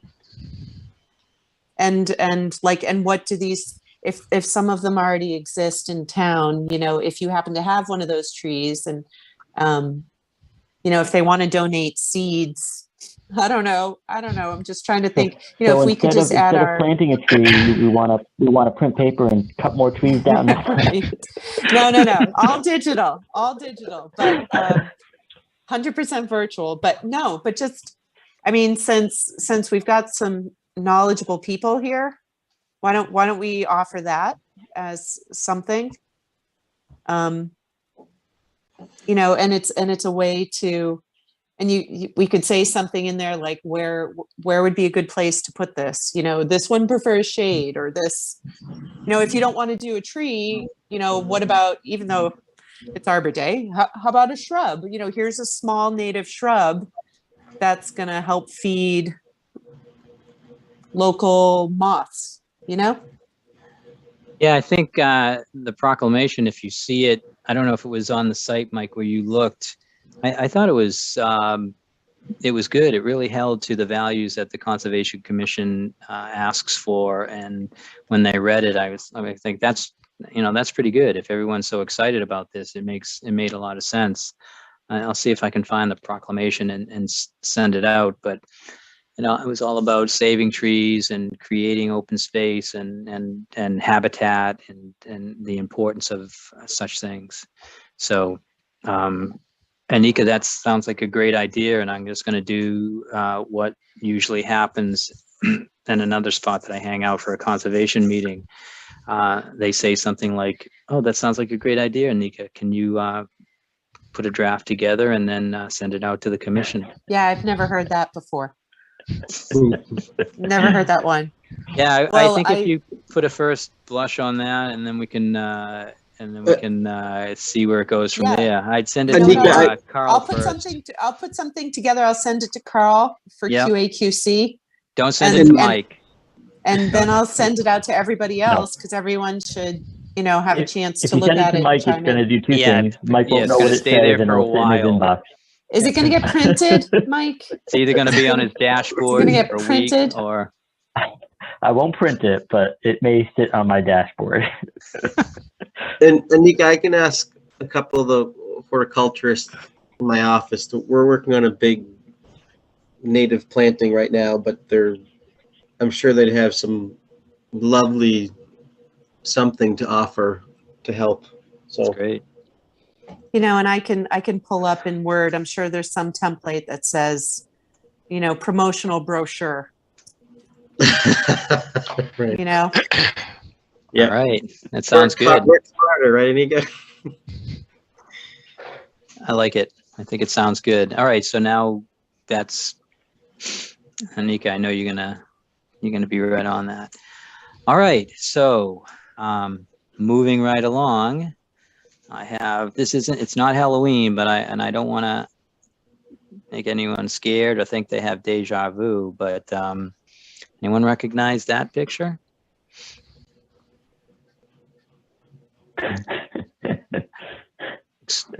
Well, you're close when you say 1547 Main Street. You're close when you think that, but it's actually 1457 Main Street. And I was told there was 9 pines there. I'm sure if I'm wrong, the homeowner can just hang a couple more flags out there. I found 8 that I thought were what we were talking about. So this is exactly like Mr. Poirier's situation. Those trees are extremely close. These trees are actually even closer to, her name's Elke. It's near her house. Her house was built in 1920. So that house has been there a long time, maybe before those trees. And she is concerned about these trees, and we're in the same process that we did before. So each one of those bands are numbered. I've been out there with the tree warden, and he is going to put a evaluation together that ranks them 1 through 5. And then the commission is going to decide what to do at that point with these trees. It's, just review the tree policy. I think it's pretty clear within the tree policy, the steps, once we have that evaluation from the tree warden. So. Chuck, is this the other place you would like us to try to get to on Wednesday next week? That would be great. Yeah. I don't think everyone can fit in the driveway and then turn around safely. So it might be another walkover from Matera if we have multiple cars, which I'm assuming we do. Better time of year to walk over from Matera, the poison ivies and the field is pretty low. Yeah, it's nothing easy to walk through, but it is warm. So it might be ticks. So anyways, this is, here we go again. But I think that we have guidance now, and all the hard work we did with the tree policy and working with Mr. Poirier, we'll be able to at least conclude this quicker. Good. Mike, these be the trees that I pointed out to you when we were looking at Mr. Poirier's trees? Remember I told you there was some that were further up the line, up in the corner? So this is on, this would be on the west side of Poiriers. Yeah. So that might be, because I don't think there's any pine trees over there. Yeah. On the other side. They're all tall. They're all close to people's houses. It's I think that we're going to struggle with, it's a sound tree. It's straight and true. It's not a co-dominant leader. Yet it's close to someone's house. And that's where you guys get to earn your pay. So Chuck, can you repeat the street address for us? Because I'm yeah, it's 1457. 1457. Okay. 1457 Main Street. It's right next to Mr. Poirier's house. So there's three. I actually pulled into the wrong parking area. It wasn't even Mr. Poirier's. It was his neighbor. Came out, nice guy. He was happy to let me park there. I mean, they all understand it's pretty difficult backing in and out of Main Street. So I was able to look at it from there.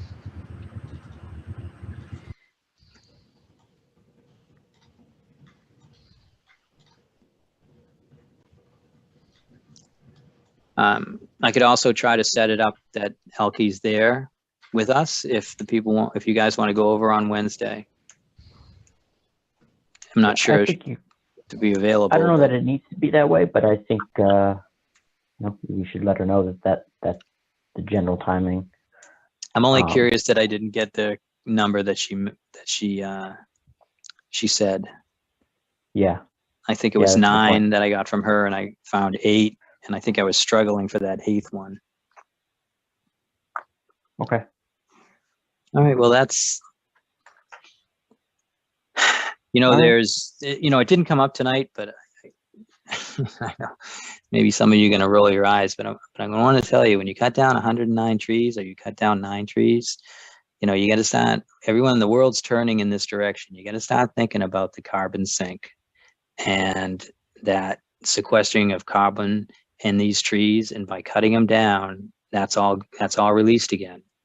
And that has to be part of your thought process. And so I just wanted to mention that.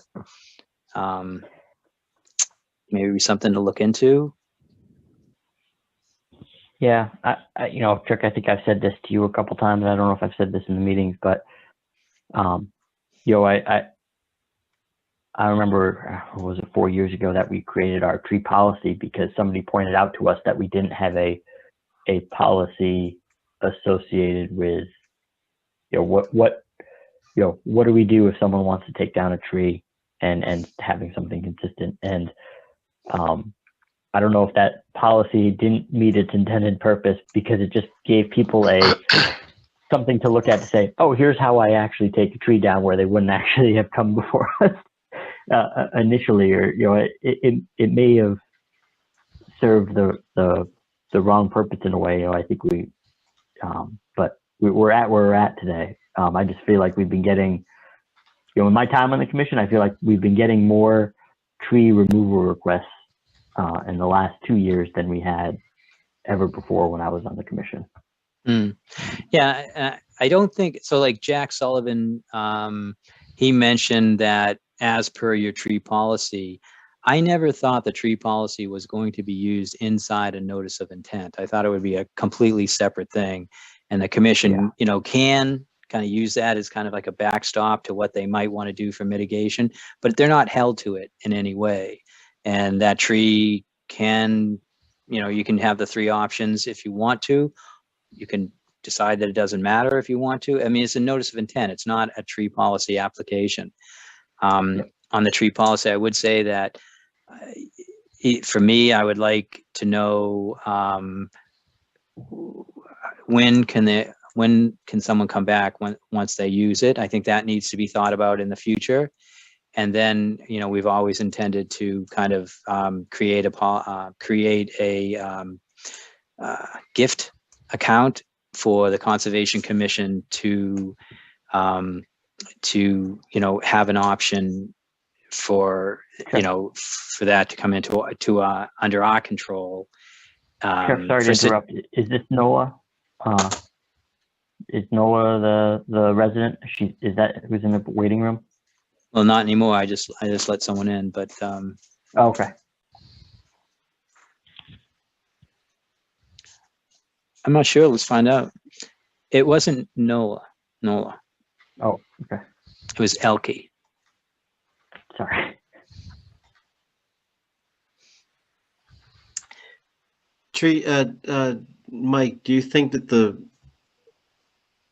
storms and rain events and high winds that we experience now are part of people's asking for tree removal?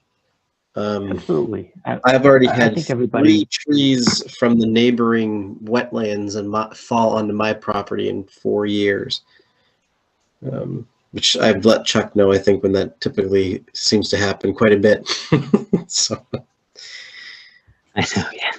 I know. Yeah, no, I think that is a huge part of this. I think we've seen a lot of bad storms in the last few years that have caused issues. I mean, the forestry division's been very busy.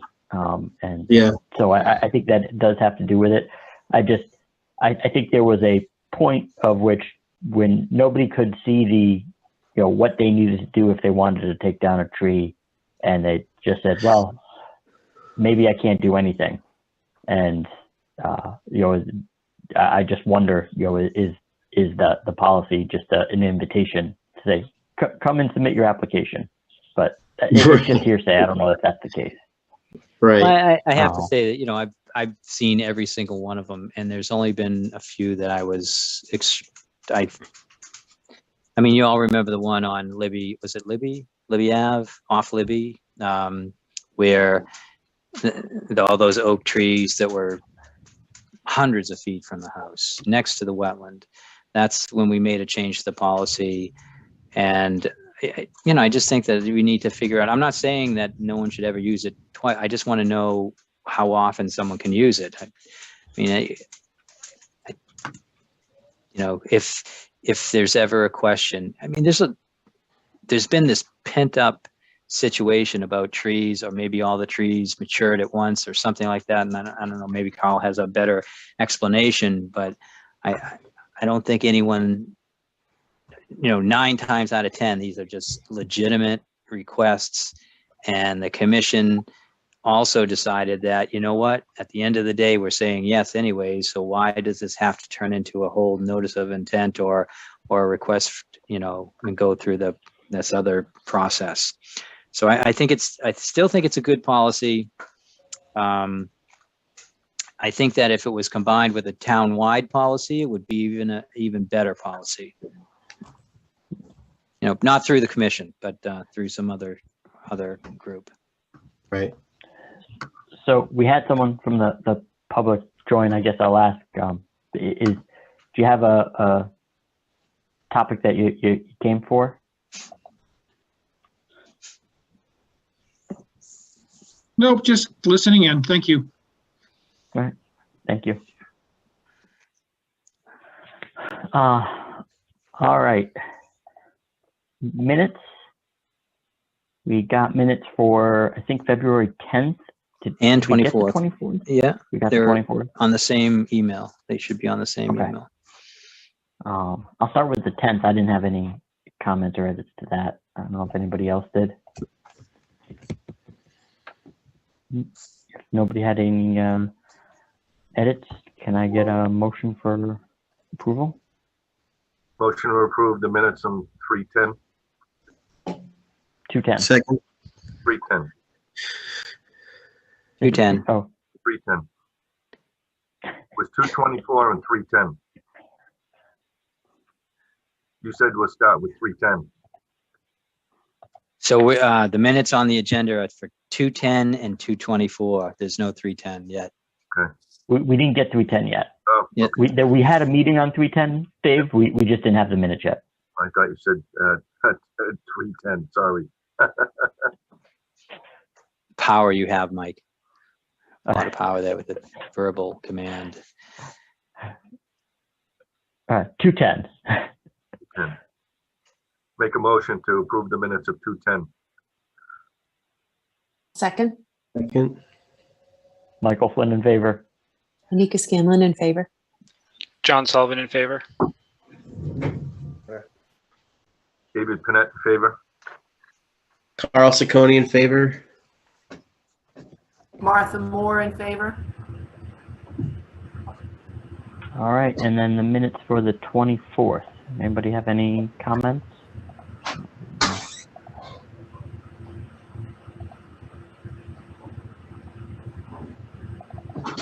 Nope. Hearing none. Can I get a motion? Make a motion to approve the minutes of 2:24. I'll second. Michael Flynn in favor.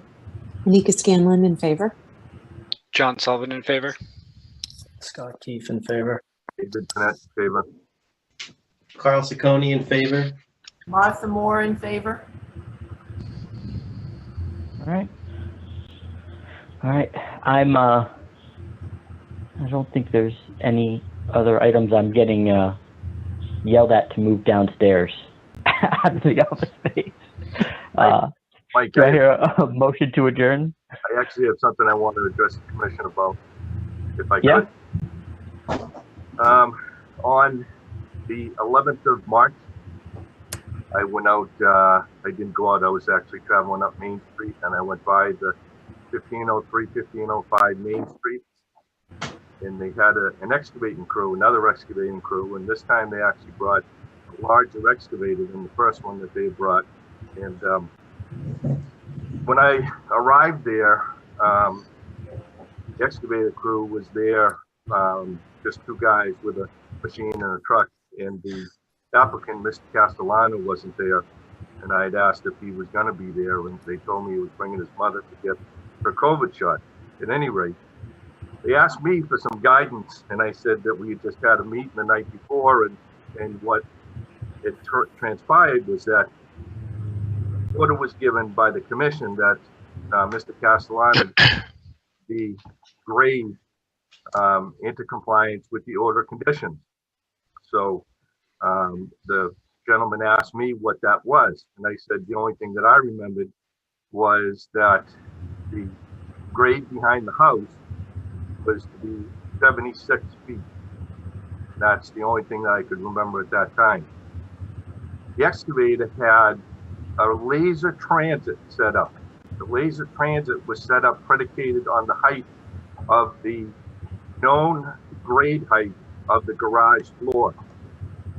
I witnessed the excavator going all along the back wall of that house where the applicant was ordered to remove all of the unauthorized fill behind that house.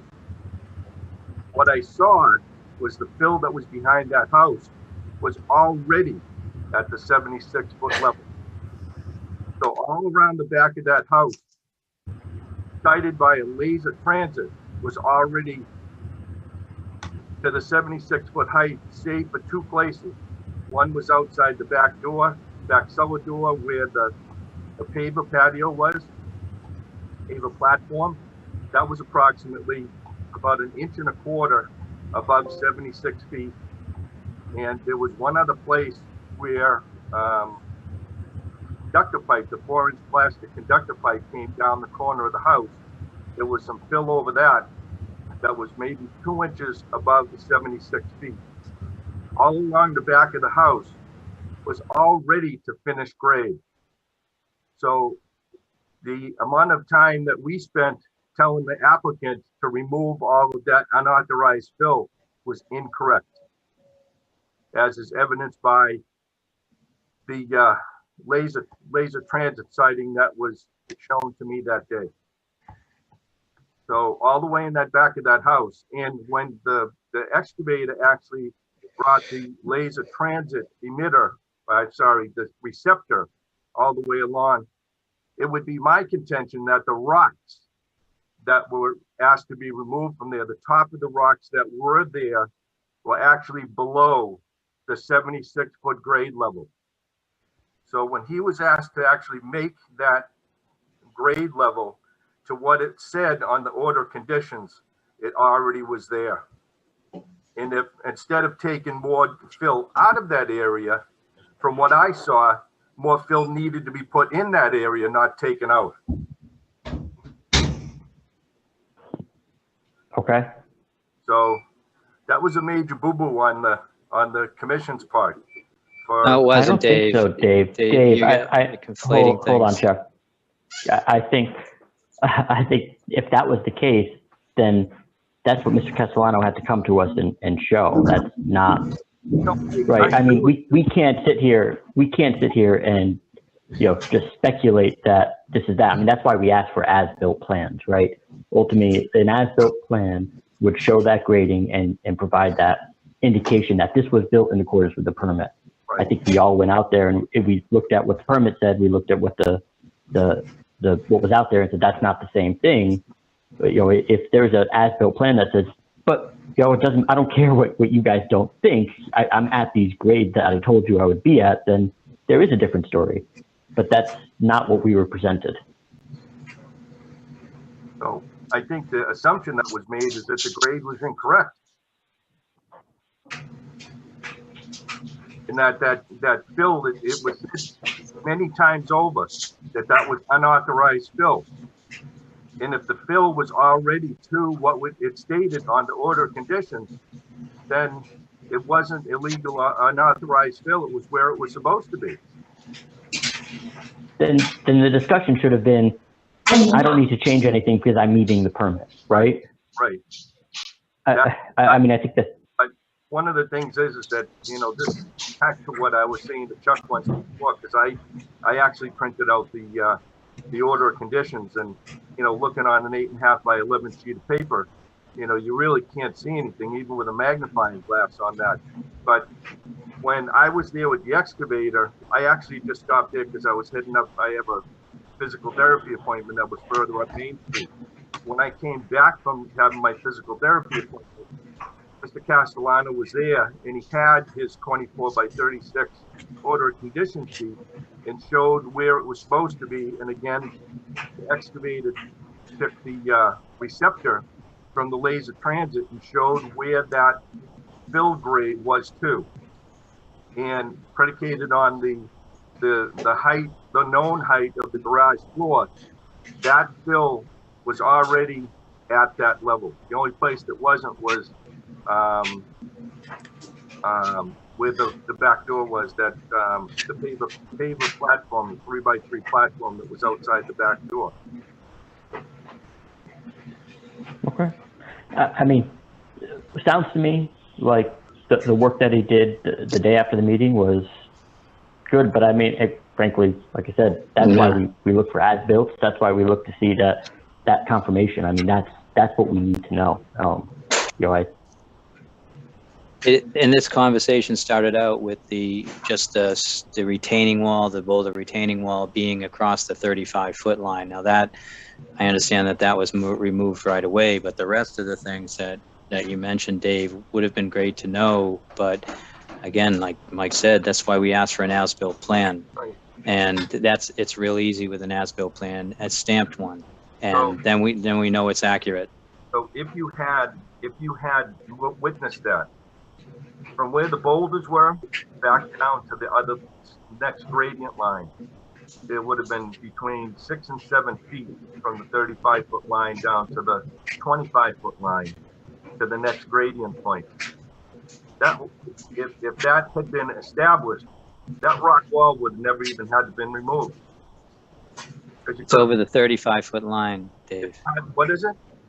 The rock wall was over the 35-foot line. There's two things happening here. You focused on the grading, but there was a structure within the 35-foot line, which we told him he needs a variance or remove it. He chose to remove it.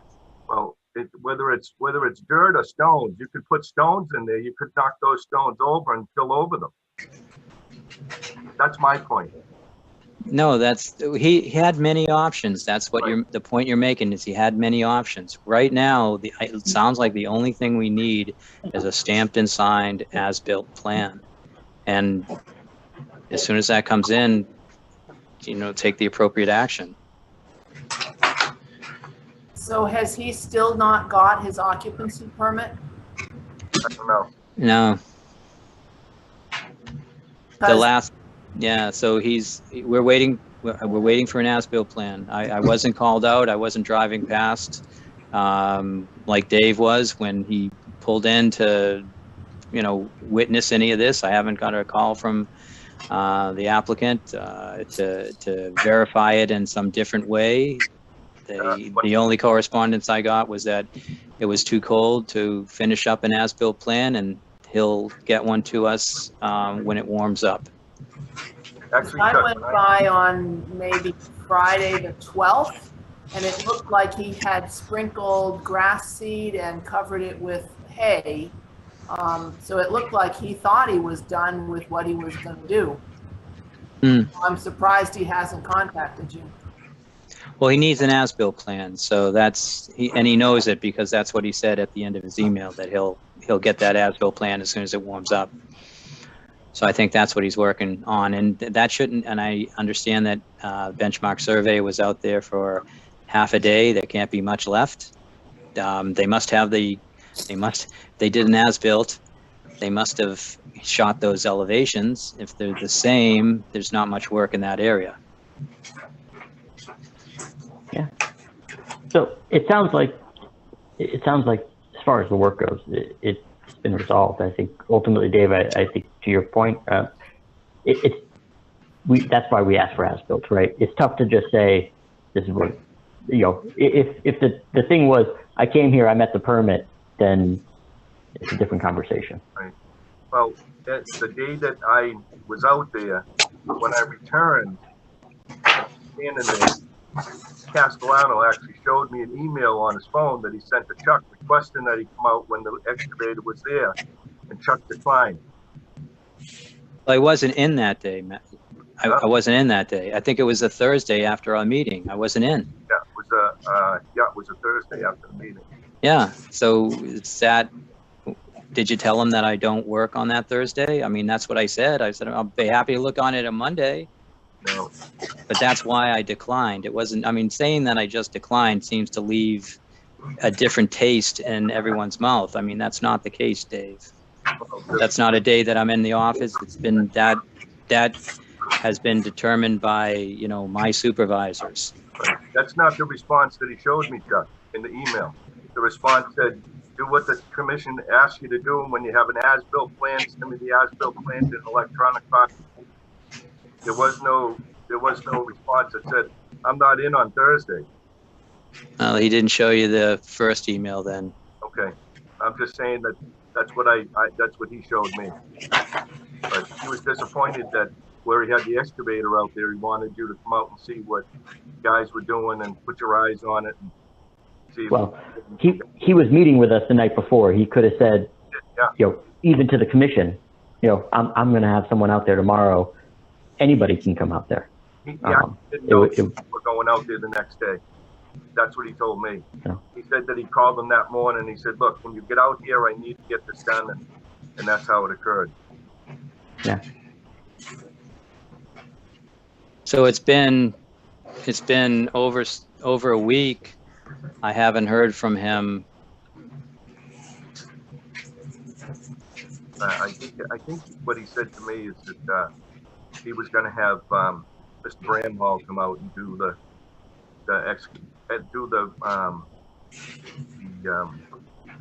surveying after he had the work that day.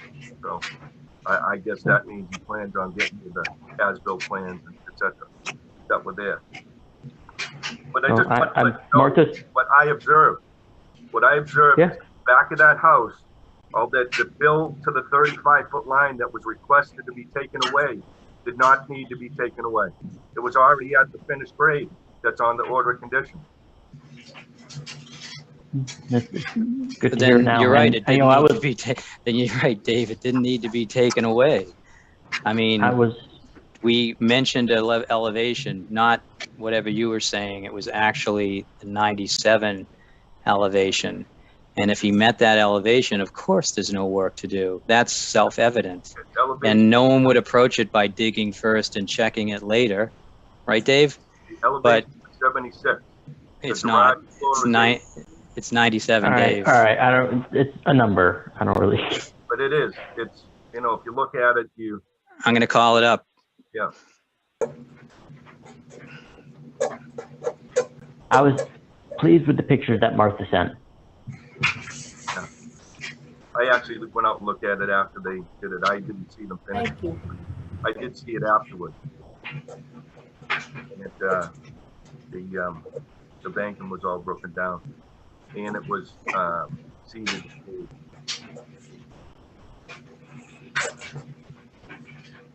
Mhm.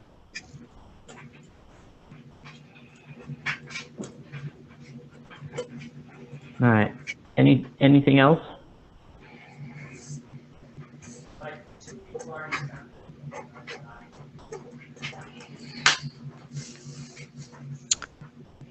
Nothing else? I'm looking for the plan. I don't know if it deleted it or I should have it. Fence. I mean, 76 and 97 are like 21 foot difference. It's a number.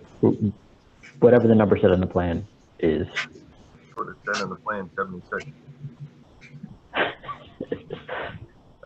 You know, because I was looking at the plan the day that the excavator was there, and I just remembered it. I remembered it from the night before. I didn't remember, you know, anything else for numbers, but I did remember that. I'll tell you, I really wish I could find it because I want to pull it up, but we can figure this out. Sorry, Chuck, I don't care. No, I kind of said that tongue in cheek. Do I hear? No, I don't know where it is. Yeah. Are there any other items? Thank you, Dave and Martha for going out and checking it out. All right. Do I hear a motion to adjourn then?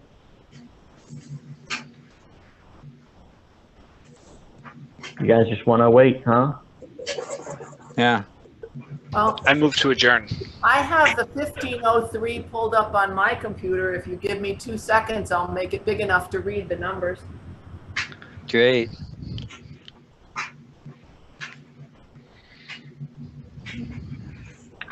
All those in favor? Or do I hear a second, I guess? Second. All those in favor, please raise your hand. I'm raising my hand. Dave, would you like to adjourn? Pardon? Would you like to adjourn? Yeah, go ahead.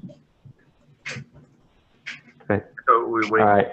Martha to pull up a plan, but yeah. You can go ahead. Okay, I'm seeing in front of the house a 76 line. And an 82 line that kind of wraps around the front porch. And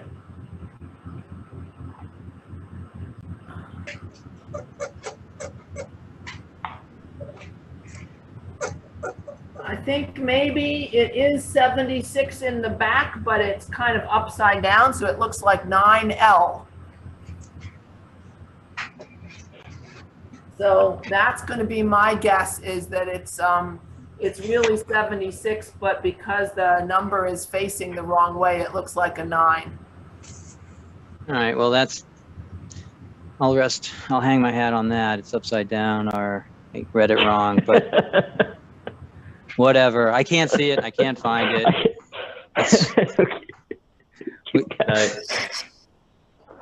All right, guys. I hope he's not digging too much. 20 feet lower. Yeah, I know. But Dave will check. Dave will be out there again.